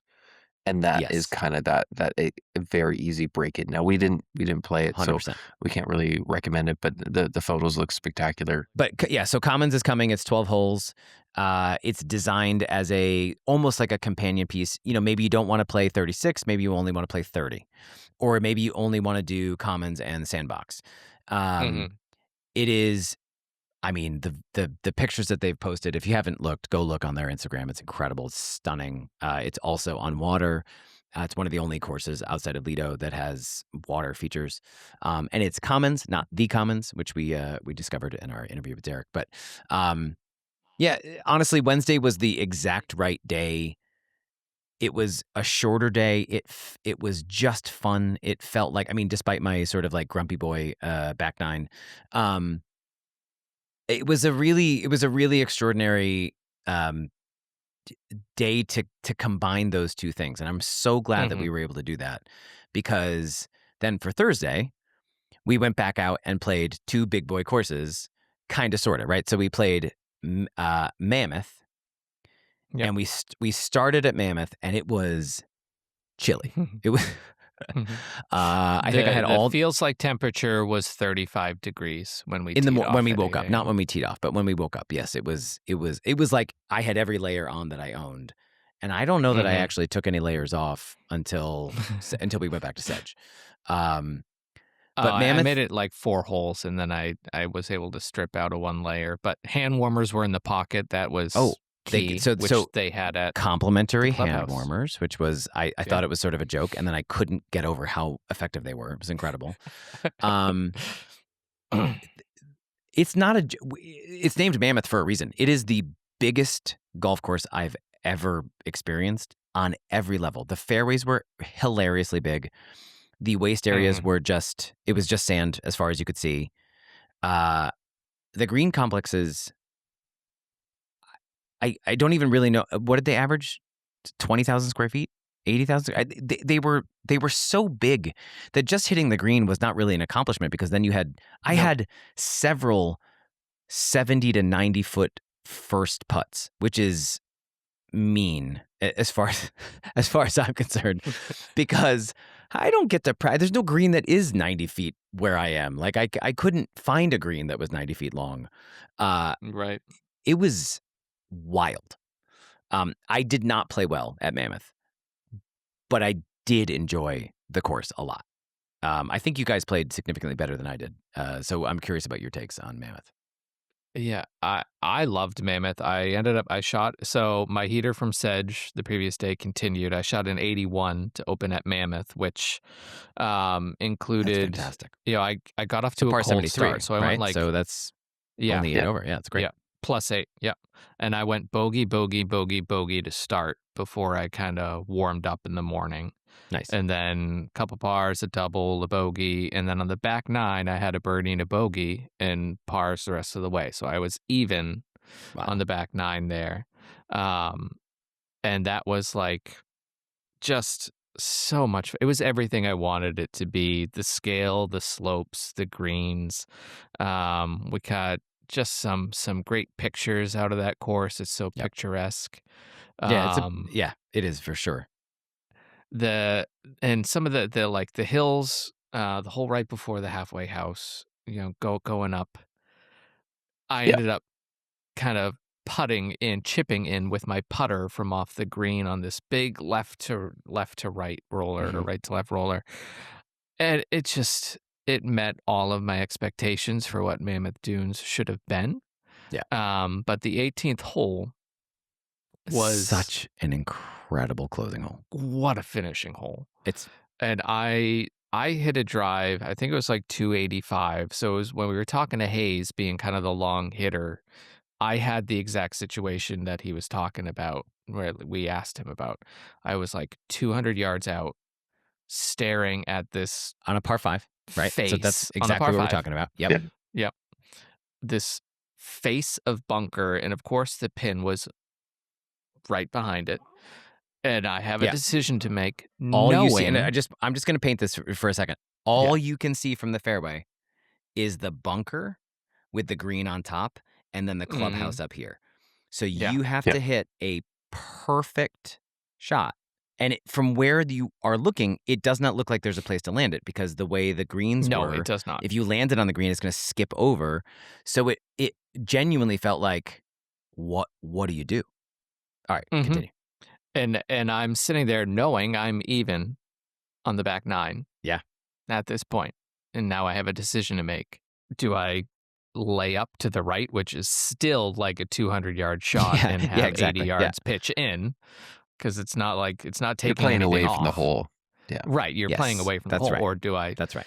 try to take it on and see what happens? So I had the hybrid in the bag for that round and hit a really good shot.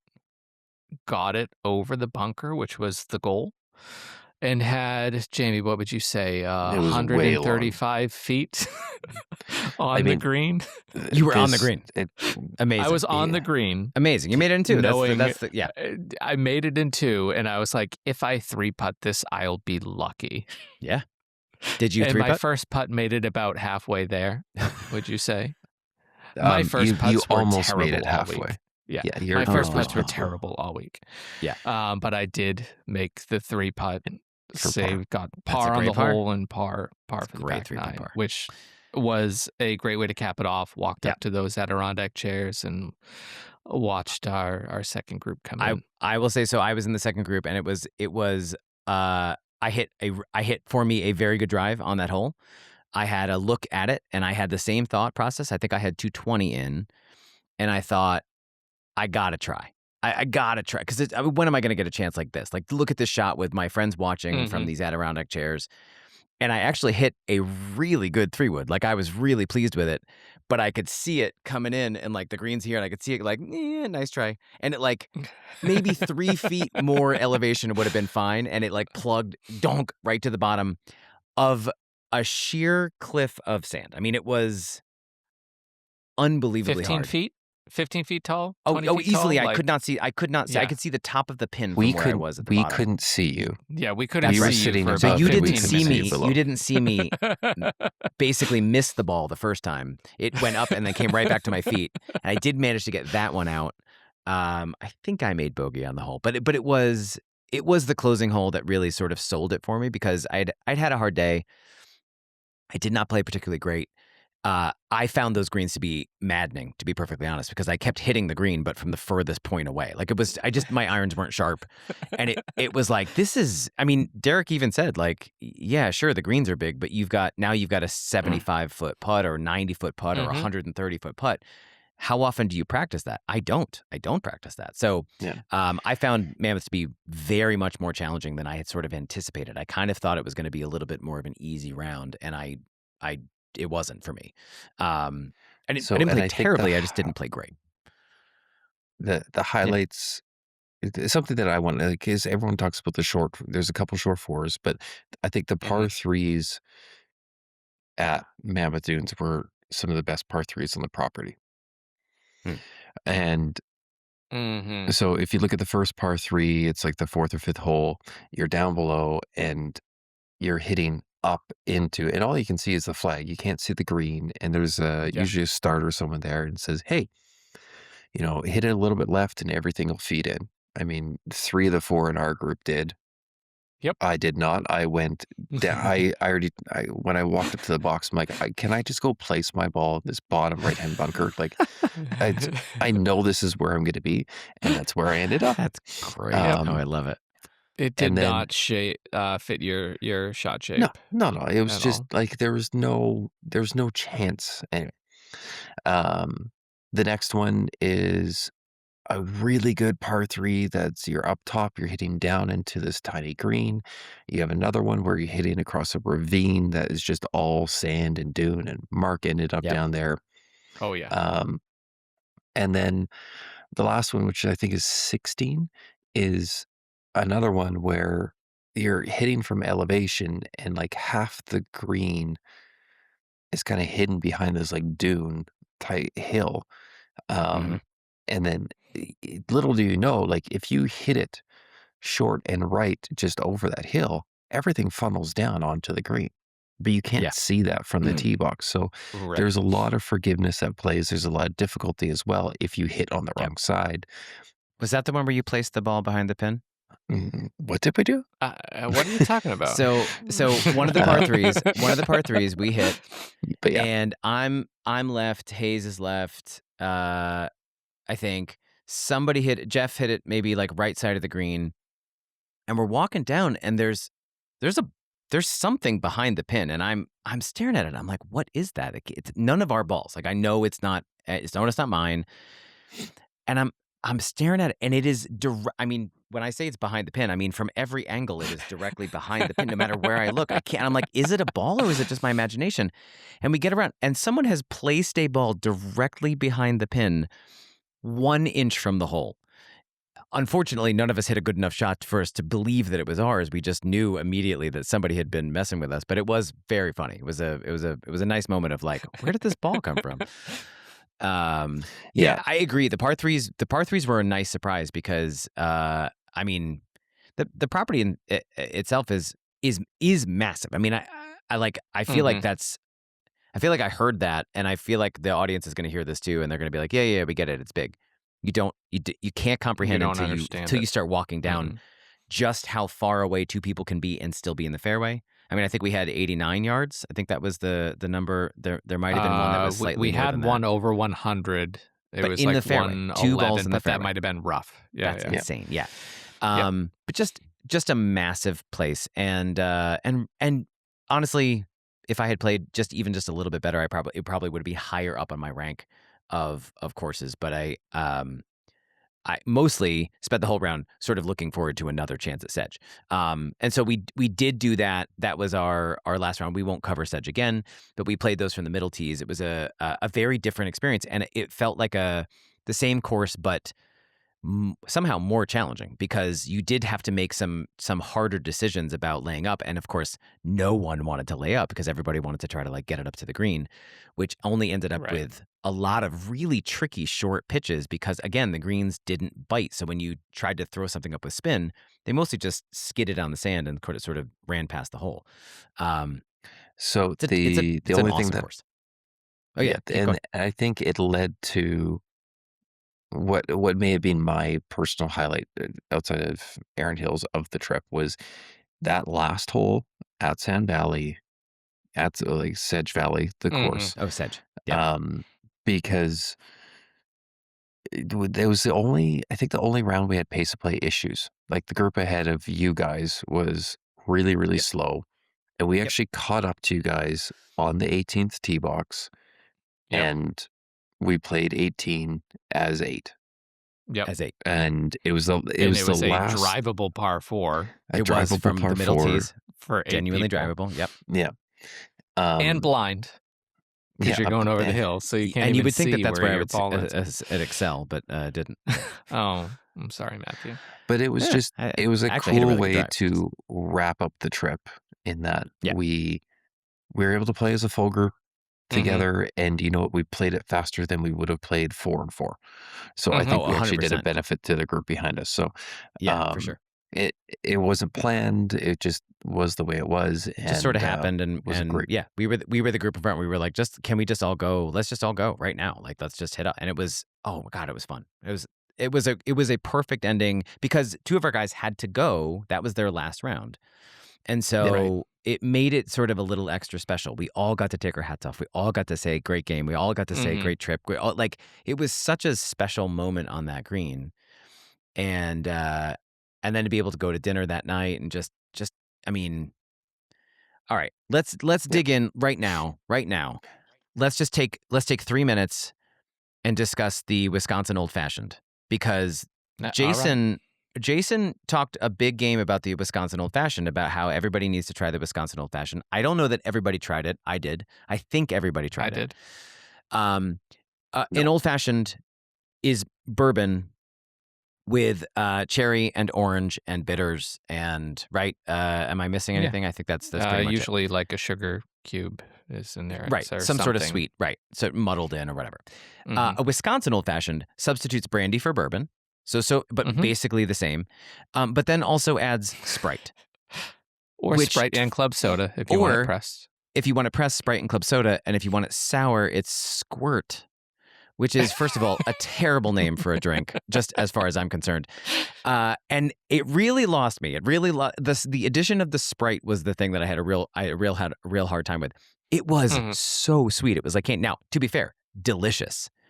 But it was very good. I was lobbying. You should name it something else, a new fashioned, something other than an old fashioned, because an old fashioned is bourbon and these things. This is a Wisconsin. Anyway, it got into a little bit of a contentious thing where there were a lot of people saying, "You're dumb. No, you're dumb. No, you're dumb. No, you're dumb." Yeah.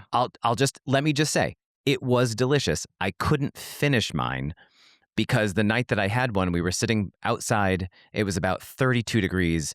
There was a fire, but I was sitting 6 inches too far away from the fire to actually be warm. The fire was not big enough. And I was falling asleep in my Wisconsin Old Fashioned, and I just was like, I'm sorry, I have to give this to somebody else. And then I think it was either Jason or Mark happily drank it. Like Jason. So it is because he took the rest of mine too.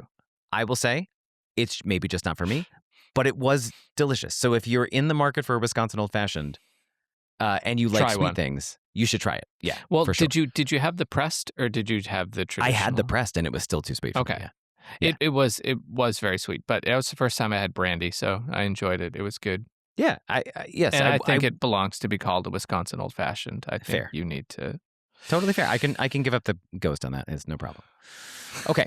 No, you can't. It's fine. He'll text me later. Real quick, let's talk merch at Sand Valley, because we can get into Erin Hills, but I think everybody ended up with I am cheap. I started this when we sat down.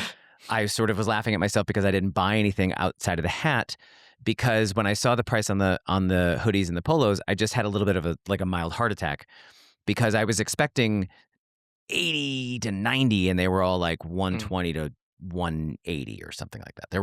There were some things that were more expensive and there were some things that were less expensive, but in general, most of the hoodies, the things that I was sort of interested in were in that. You're getting top tier brands like Peter Millar for a lot of, and I think that's really the key. Gear.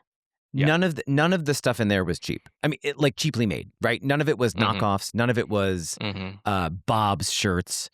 They were all Peter Millar or what's the Brian? You mentioned one earlier. The Roback. There's you've got the Roback that you're wearing right now. FootJoy. That's from Erin Hills, but FootJoy, right? So I mean, high quality stuff. I can't stress this enough. It was beautiful. The head covers. That was the thing I struggled the most with not buying because I was like, oh, they're so good. Jamie, you have one behind you, I believe. Brian, you have one next to you. Yeah, I'm not usually a head cover guy, but the fact that they had that one from Seamus do you have Wolf, it? Can you show it real quick? Yeah. Because if it's a DF3, and that's not a thing, that's not a thing that's easily found. No, and it's so good, and it's like quilted and leather. It's very, very high. It's a really nice thing. So I think what is the favorite thing that you bought? It's probably the Peter FootJoy Millar hoodie. one that Hayes bought me for my MMTs. Oh, okay. Yes. Nice. No, the FootJoy one is super nice too. They're just. Did you? So you got like a Sedge? You got colored FootJoy. I got two Mammoth. Sedges. You got the Mammoth. So Jamie got the Mammoth. Did you get another? Did you get another thing, or mostly just the Mammoth? Because I know Brian, you got the Sedge. I have two Sedge hoodies. I got a lot. There's no denying. So I got the Mammoth hoodie for myself. I got a Sedge pullover for my wife. I got the hat from Sedge. I got the head cover from Sedge. I got one of the pin flags from all of the courses. Cool. Oh, that's which I do have down be one here, that but I'm gonna probably regret not getting. But yeah. So we have. I mean, the fox is the logo clearly is so the best good. logo. Honestly, the Commons, the bird Commons logo is very is good too. so good. Yeah. Yeah, and then Mammoth. Oh, that's good too. Dang.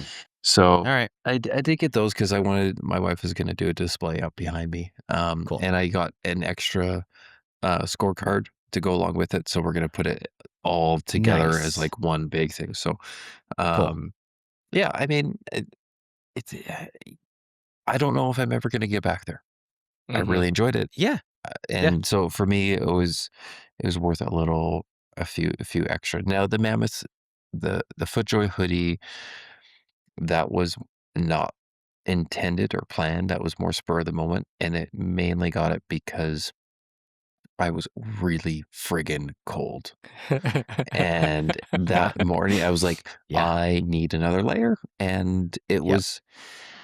Well, there's a range of prices there. So you can get stuff for like $50, $40-$50. You can get stuff that is more or less expensive, and you can ramp your way up.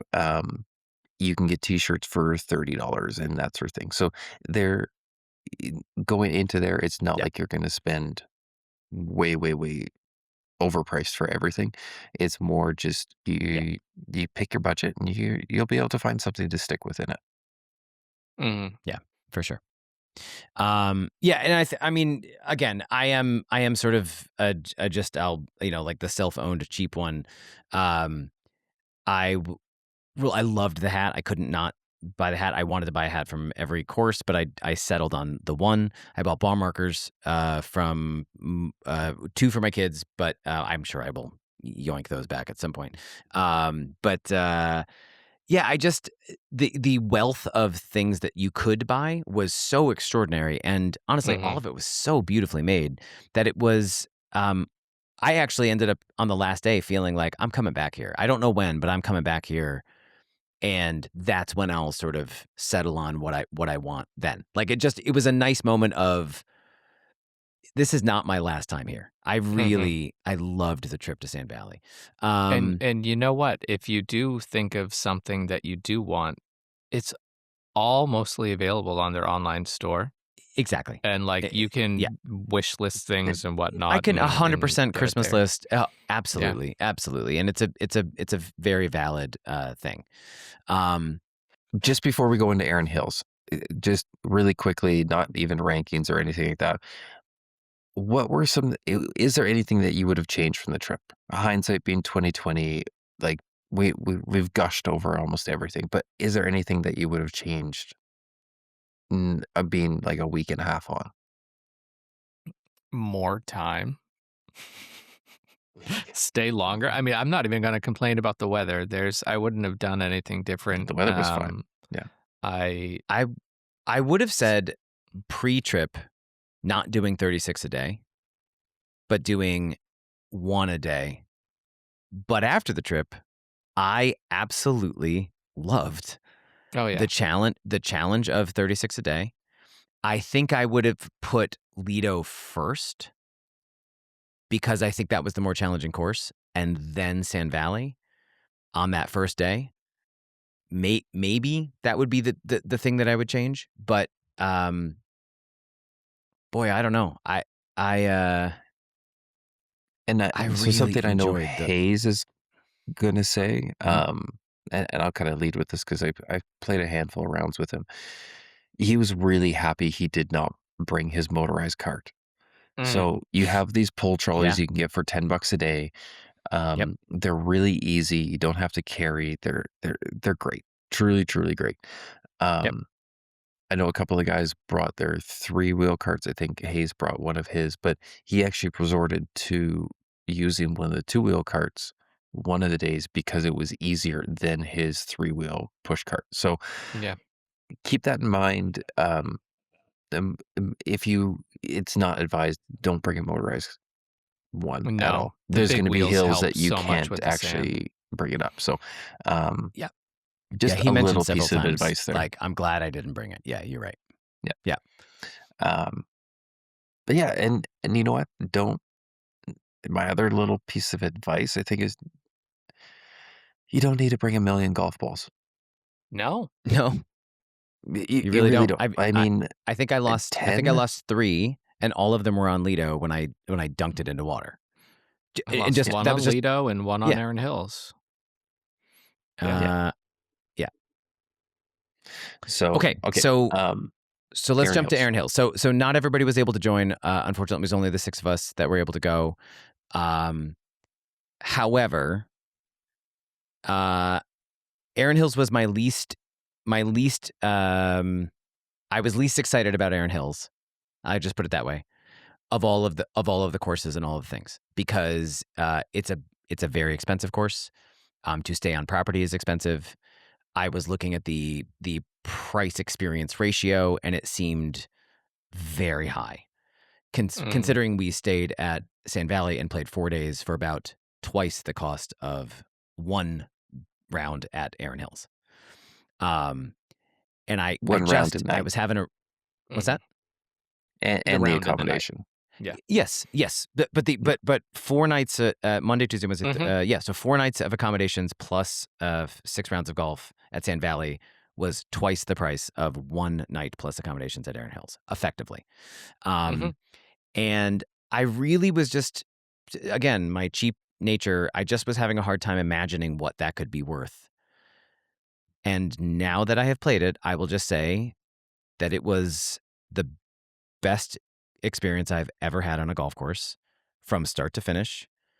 I cannot believe the facilities. I can't believe the people they have working there.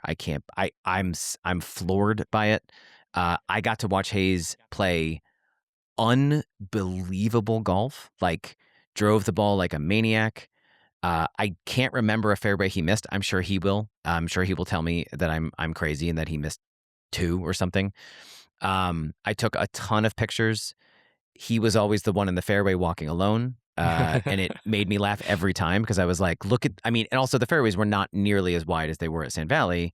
So you really had to hit a lot of, it was more forgiving than I was expecting. That's the other part. It was way more fun than I had any right to anticipate. I was just looking at this course as like, this is going to be a slog. It's going to be miserable. Okay, yeah. Brian, you said it was the best 107 you might ever shoot.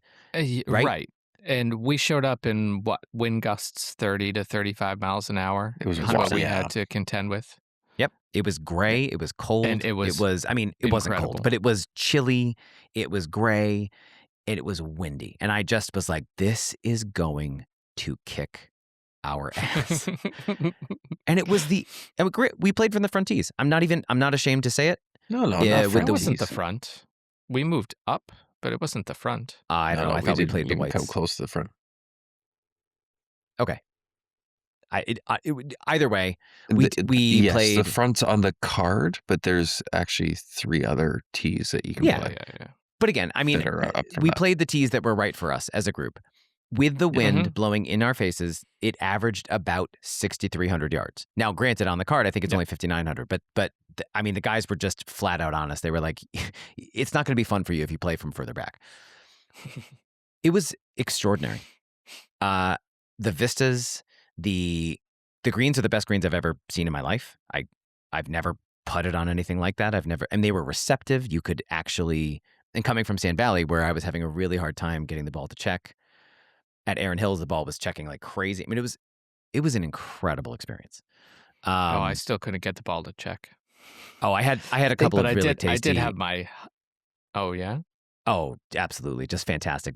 Just like check right up, and it was like to the point where I was having to fly the ball further than I was used to because I'd spent 3 days at Sand Valley watching the ball skid past the hole. So, I mean, yeah, I had my highlight shot that I will remember from this trip at Erin Hills. Jamie, I think you might have too. I did as well. You might have too. But maybe for a different reason. But one of them. Yeah. Yes. No, I hit a drive. So we're sitting. I forget which hole it is. Is it 7? It's a long par 5 downhill. We're downwind with it, and we're talking to our caddies, joking around, and we're like, "Oh yeah, just put it down there like 330." It's like, "Oh okay, so I need like my 330 club. Let me get my driver out here." Yeah, perfect. Right, yeah, this exactly. is gonna go 330. Yeah, I hit it pure. And Arcos had it at 324 yards. Right? It was just, I couldn't have hit it better. That's incredible. In the middle of the fairway, way down there. The very next hole, we turned around and came back into the wind, and I hit what felt equally as nice of a drive that went 213 yards. That's fantastic. That's fantastic. Yeah, I think what stood out to me was, I mean, there are a lot of blind shots at Erin Hills. And usually your caddies go up and they caddy for you, and they kind of tell you the area to hit it. But like you said, it doesn't play easy, but it does play easier than I think you would think, because you just got to hit it to this general spot. The par 3s are tough. What I struggled with was when you're chipping, the greens are so fast that if you're not getting that lot of backspin, they keep running for days. But if you try and chip and run it like kind of into that first cut is soft. So it does really grab there. So the first like 3 or 4 holes for me were just figuring out how to chip and do this around the greens, because it was it was just such a stark contrast to Sand Valley. Yes. Putting downhill into wind felt like an uphill putt on the fastest greens I think I've ever played, which is just it hurts the brain a little bit when you're trying to think about some of these things. Well, especially because downhill with the wind, you had to breathe on it, and it would just keep rolling. Yeah, so it was almost like, how did this even stop? Yeah. But I think we can definitely move back, but ultimately, like when we walked off 18, it was like, yeah, that was great. Hand up, 16, 17 to me are really weak holes. I think 16 is the new par 3. It does nothing for me. There's not really any great visuals. It's a slightly uphill par 3.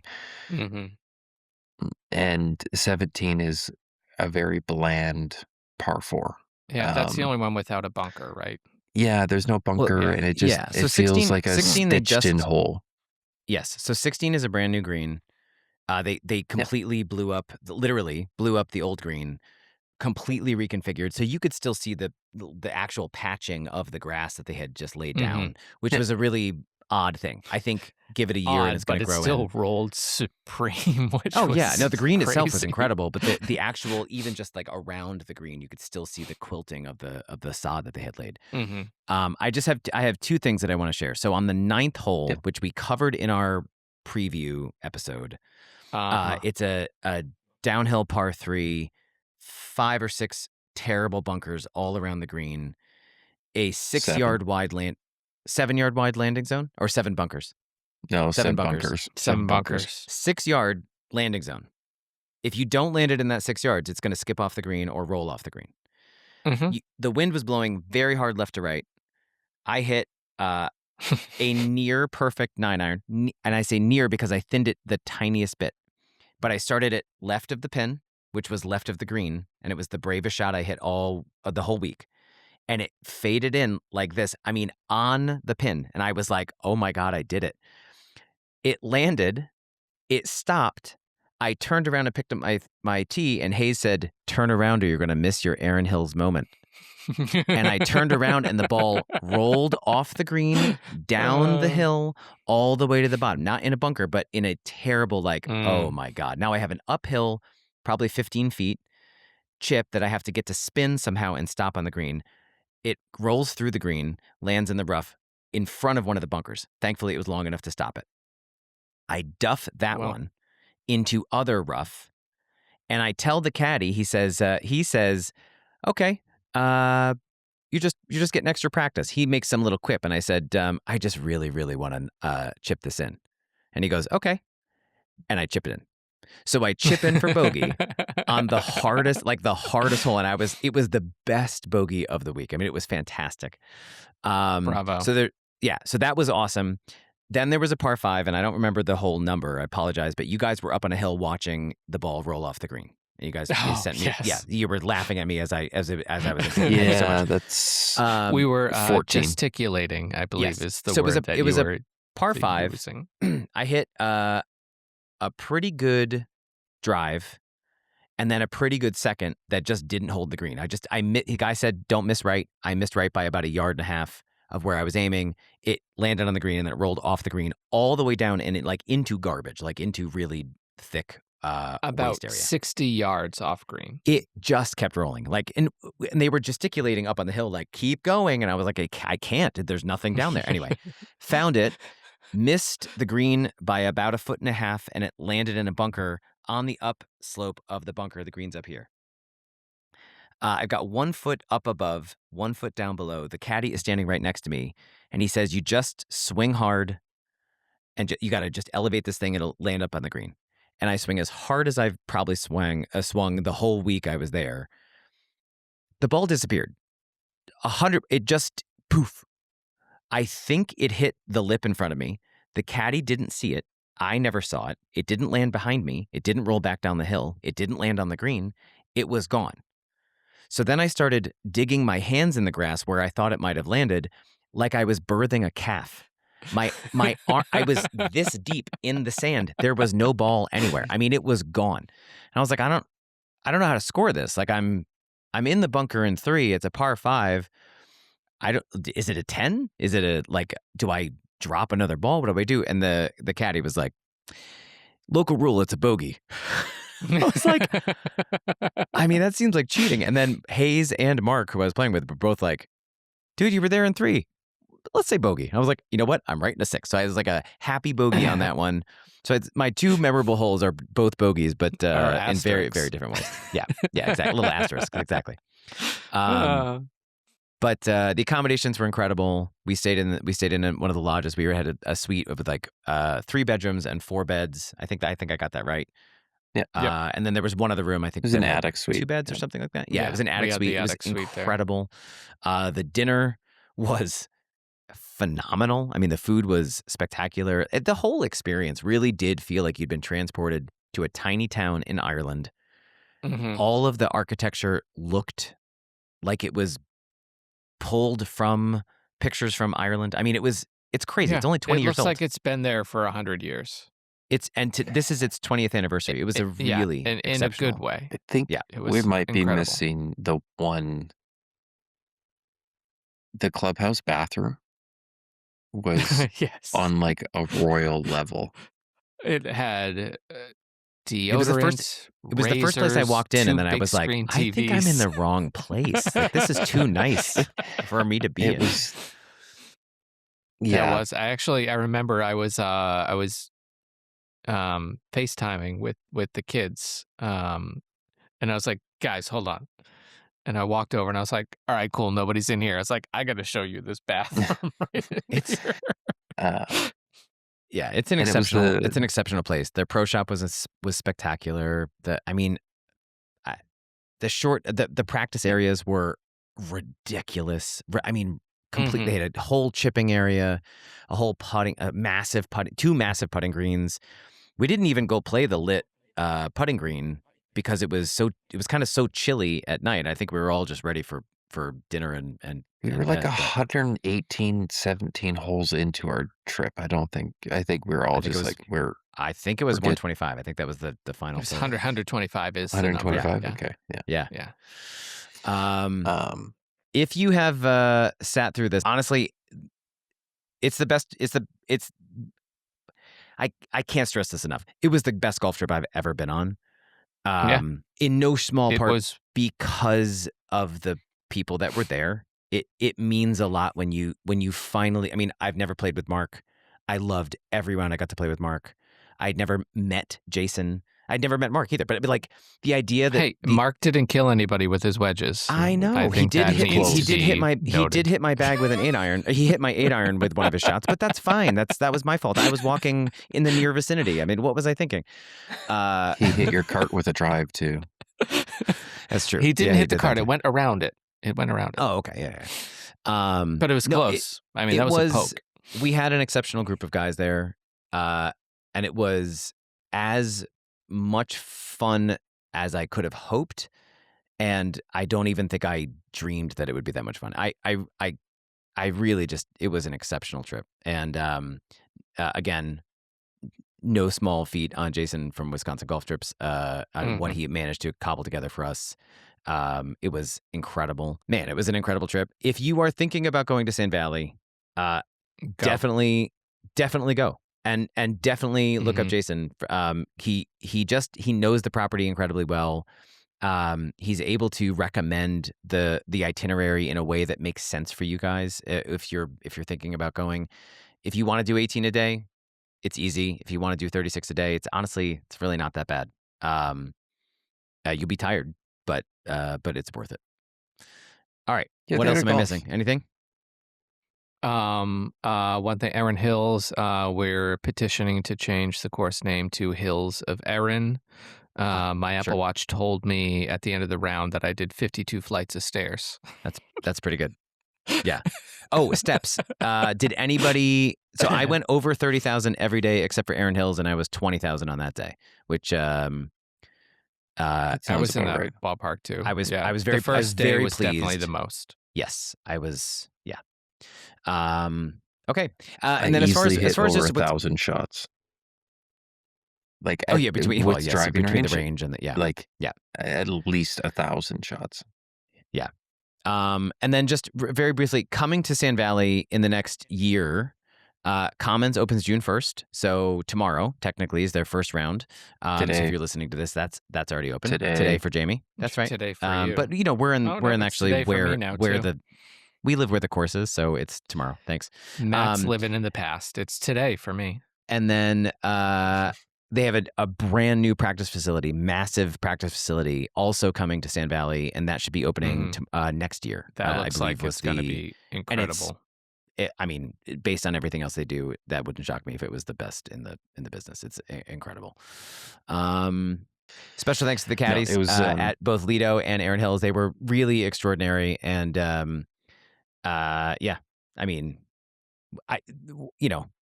if you can tell me where to hit it, like I made a 30-foot putt for par on the 4th hole at Erin Hills because the guy was like, hit it to this spot, and I hit it to that spot, and it rolled all the way down the hill and in. And I was like, I'm a genius, which was very nice. Felt great. Anyway, yeah, it was awesome. Thank you guys for listening. This was a long time coming, and hopefully you guys enjoyed it. And we will see you soon. Thanks, everybody. Bye. Cheers. All right, so that was our Sand Valley and Erin Hills recap. Hayes, I have some questions for you. Okay. Because you weren't able to join in. Yeah, I wasn't able to join the podcast. It's not like you kicked me off the trip. You weren't able to join the clarify. recap, so you didn't get to weigh in on these very, very important questions. What was your favorite $1 food? The tacos were tough to beat. I mean, those things were. Yeah, but now that I say that, I'm gonna go with the meat pie, because we, in fairness, we did hit Sedge twice, right?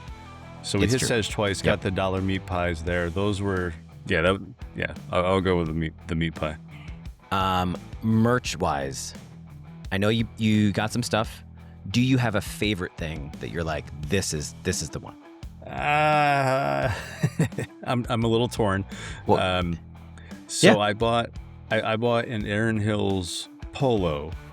My wife and I are in this constant debate on if I should be in a large polo or a medium polo. So I went with the medium so that she would be okay with the purchase, because it was not a cheap polo. Yep. I can swing in it. I'll play in it just fine. I find it a little like, it's almost like a, hey, look at me, I work out kind of fit, but okay. As much as I love Erin Hills and that experience, and that was the top of the list for me, but I also bought a hoodie, a Mammoth Dunes hoodie, in like this kind of orange cream color that I love. It's another one where it's a bit of a miss with a wife. She was like, you picked that was your choice. You had to get that orange cream. Like, we don't really see eye to eye on the whole golf apparel thing, but I'm going to go Mammoth Dunes hoodie. Love it. And I bought ball markers and stuff like that, but the hoodie was the big get. Okay, if you had to rank the courses, I know you just said Erin Hills was the top, and the way you played of the trip. I mean, yeah. I mean, if you had to say like, okay, this was the most enjoyable to least enjoyable, and it could be based on how you played. I know I played my best the first day, and then I got progressively worse, and I think you had the exact flip of a situation. So, Yeah, we'll talk about that maybe I know we will talk about that in future episodes. I got to figure out how to care and not get quick and play poorly because I care so much about the result. You know what I mean? I know it's supposed to be a golf trip and just have fun, but I'm not wired like that. Like, I want to shoot good scores, and when I really want to shoot good scores, I don't, and I got to figure that part out. Anyway, so Erin Hills, top of the list course. So if we're talking about the Sand Valley courses, my top would be Sedge. We played it twice, 2 different tees. It had so much character to it, and it was so unique. And it was it's a special place. Yeah, the elevation changes, and just, what I love about that is it's a par 68, and it's, shorter, but the way it's set up and just the different tee shots and the different challenges you have, it's there's no breaks. It's not like it's easier because it's shorter. It's not like it's easier because it's a 68. It's very, very unique. I mean, I'm really impressed with Tom Doak. I'm researching. I'm going to find other Tom Doak designs to go play, because I was really, really impressed with Sedge. Second would be Mammoth.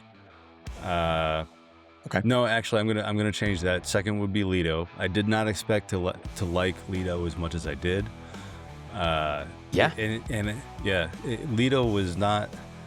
Lido. Now, don't get me wrong. Lido is punishing. Is very, very difficult. I don't think anybody's gonna think it was easy. But it was just fun. It's just a different kind of golf that I never experienced. Because even in Erin Hills, as windy as Erin Hills was, and is kind of that same wind challenging part of it, there's just a very different aesthetic to the two of them. I just hadn't seen anything like that. So Lido would be the next. I'll put Mammoth after that. Mammoth, I really liked Mammoth. It kind of felt repetitive at times in terms of kind of the nature of the greens and the nature of, the funneling of it all. Now this is just me telling you why it's down there. It's not like I'm saying any of these courses are bad. I mean, it's still phenomenal. Oh, no. I'll put Sand Valley. Sand Valley I'll put at the bottom of my list. But Sand Valley is a freaking amazing, phenomenal course. It's just, And that probably is a little bit of bias because I posted my worst round there, so so it sucks. but that's, I don't think there's a way around that. Like, Mammoth was my least favorite, but only because I was playing badly. Like, I wasn't enjoying those spacious fairways and spacious greens, I just found it to be a bit of a slog. Again, enjoyed the course, thought the course was really cool. I just didn't enjoy the way I was playing. So I just think that's going to be the nature of it. Although ironically, Sedge was my favorite of the Sand Valley courses. And I had, I think, my worst score that first time we played. I had a meltdown on the back nine. So, Sure. But I did play it better the second time. So, but yeah, I mean, I think you can't unentwine those feelings. Especially when you're playing something once effectively. If you don't play well, it's hard to love the course. But yeah, Erin Hills was a truly special piece of property. I don't really know if there's anything else to say. That place was incredible. Exactly right. Yeah. Guys, listen, this is a big episode. We're going to probably split it up and post them individually so that if you liked a certain part, or if you wanted to see only a thing about Erin Hills or Sedge Valley or something, we'll be able to post those on YouTube so that you guys can watch those individually as opposed to a full block of this. But if you have any questions for us, please reach out, bogeyballsociety@gmail.com. Come find us at Life at the Turn. We are always around, fielding questions, anything like that.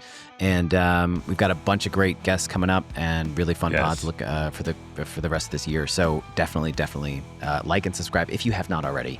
And all right. Yeah, you know the Sand Valley trip has kind of dominated the storyline of this podcast for a while, and now that it's in the rearview mirror.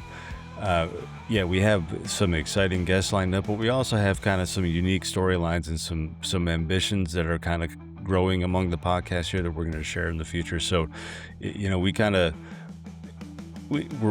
turning a page now to a new chapter in the podcast, and we have some really, really exciting content coming. So again, like, subscribe, follow us. There's a lot of goodness coming here, folks. So thank you for listening. Cool. All right, guys. See you soon. See you.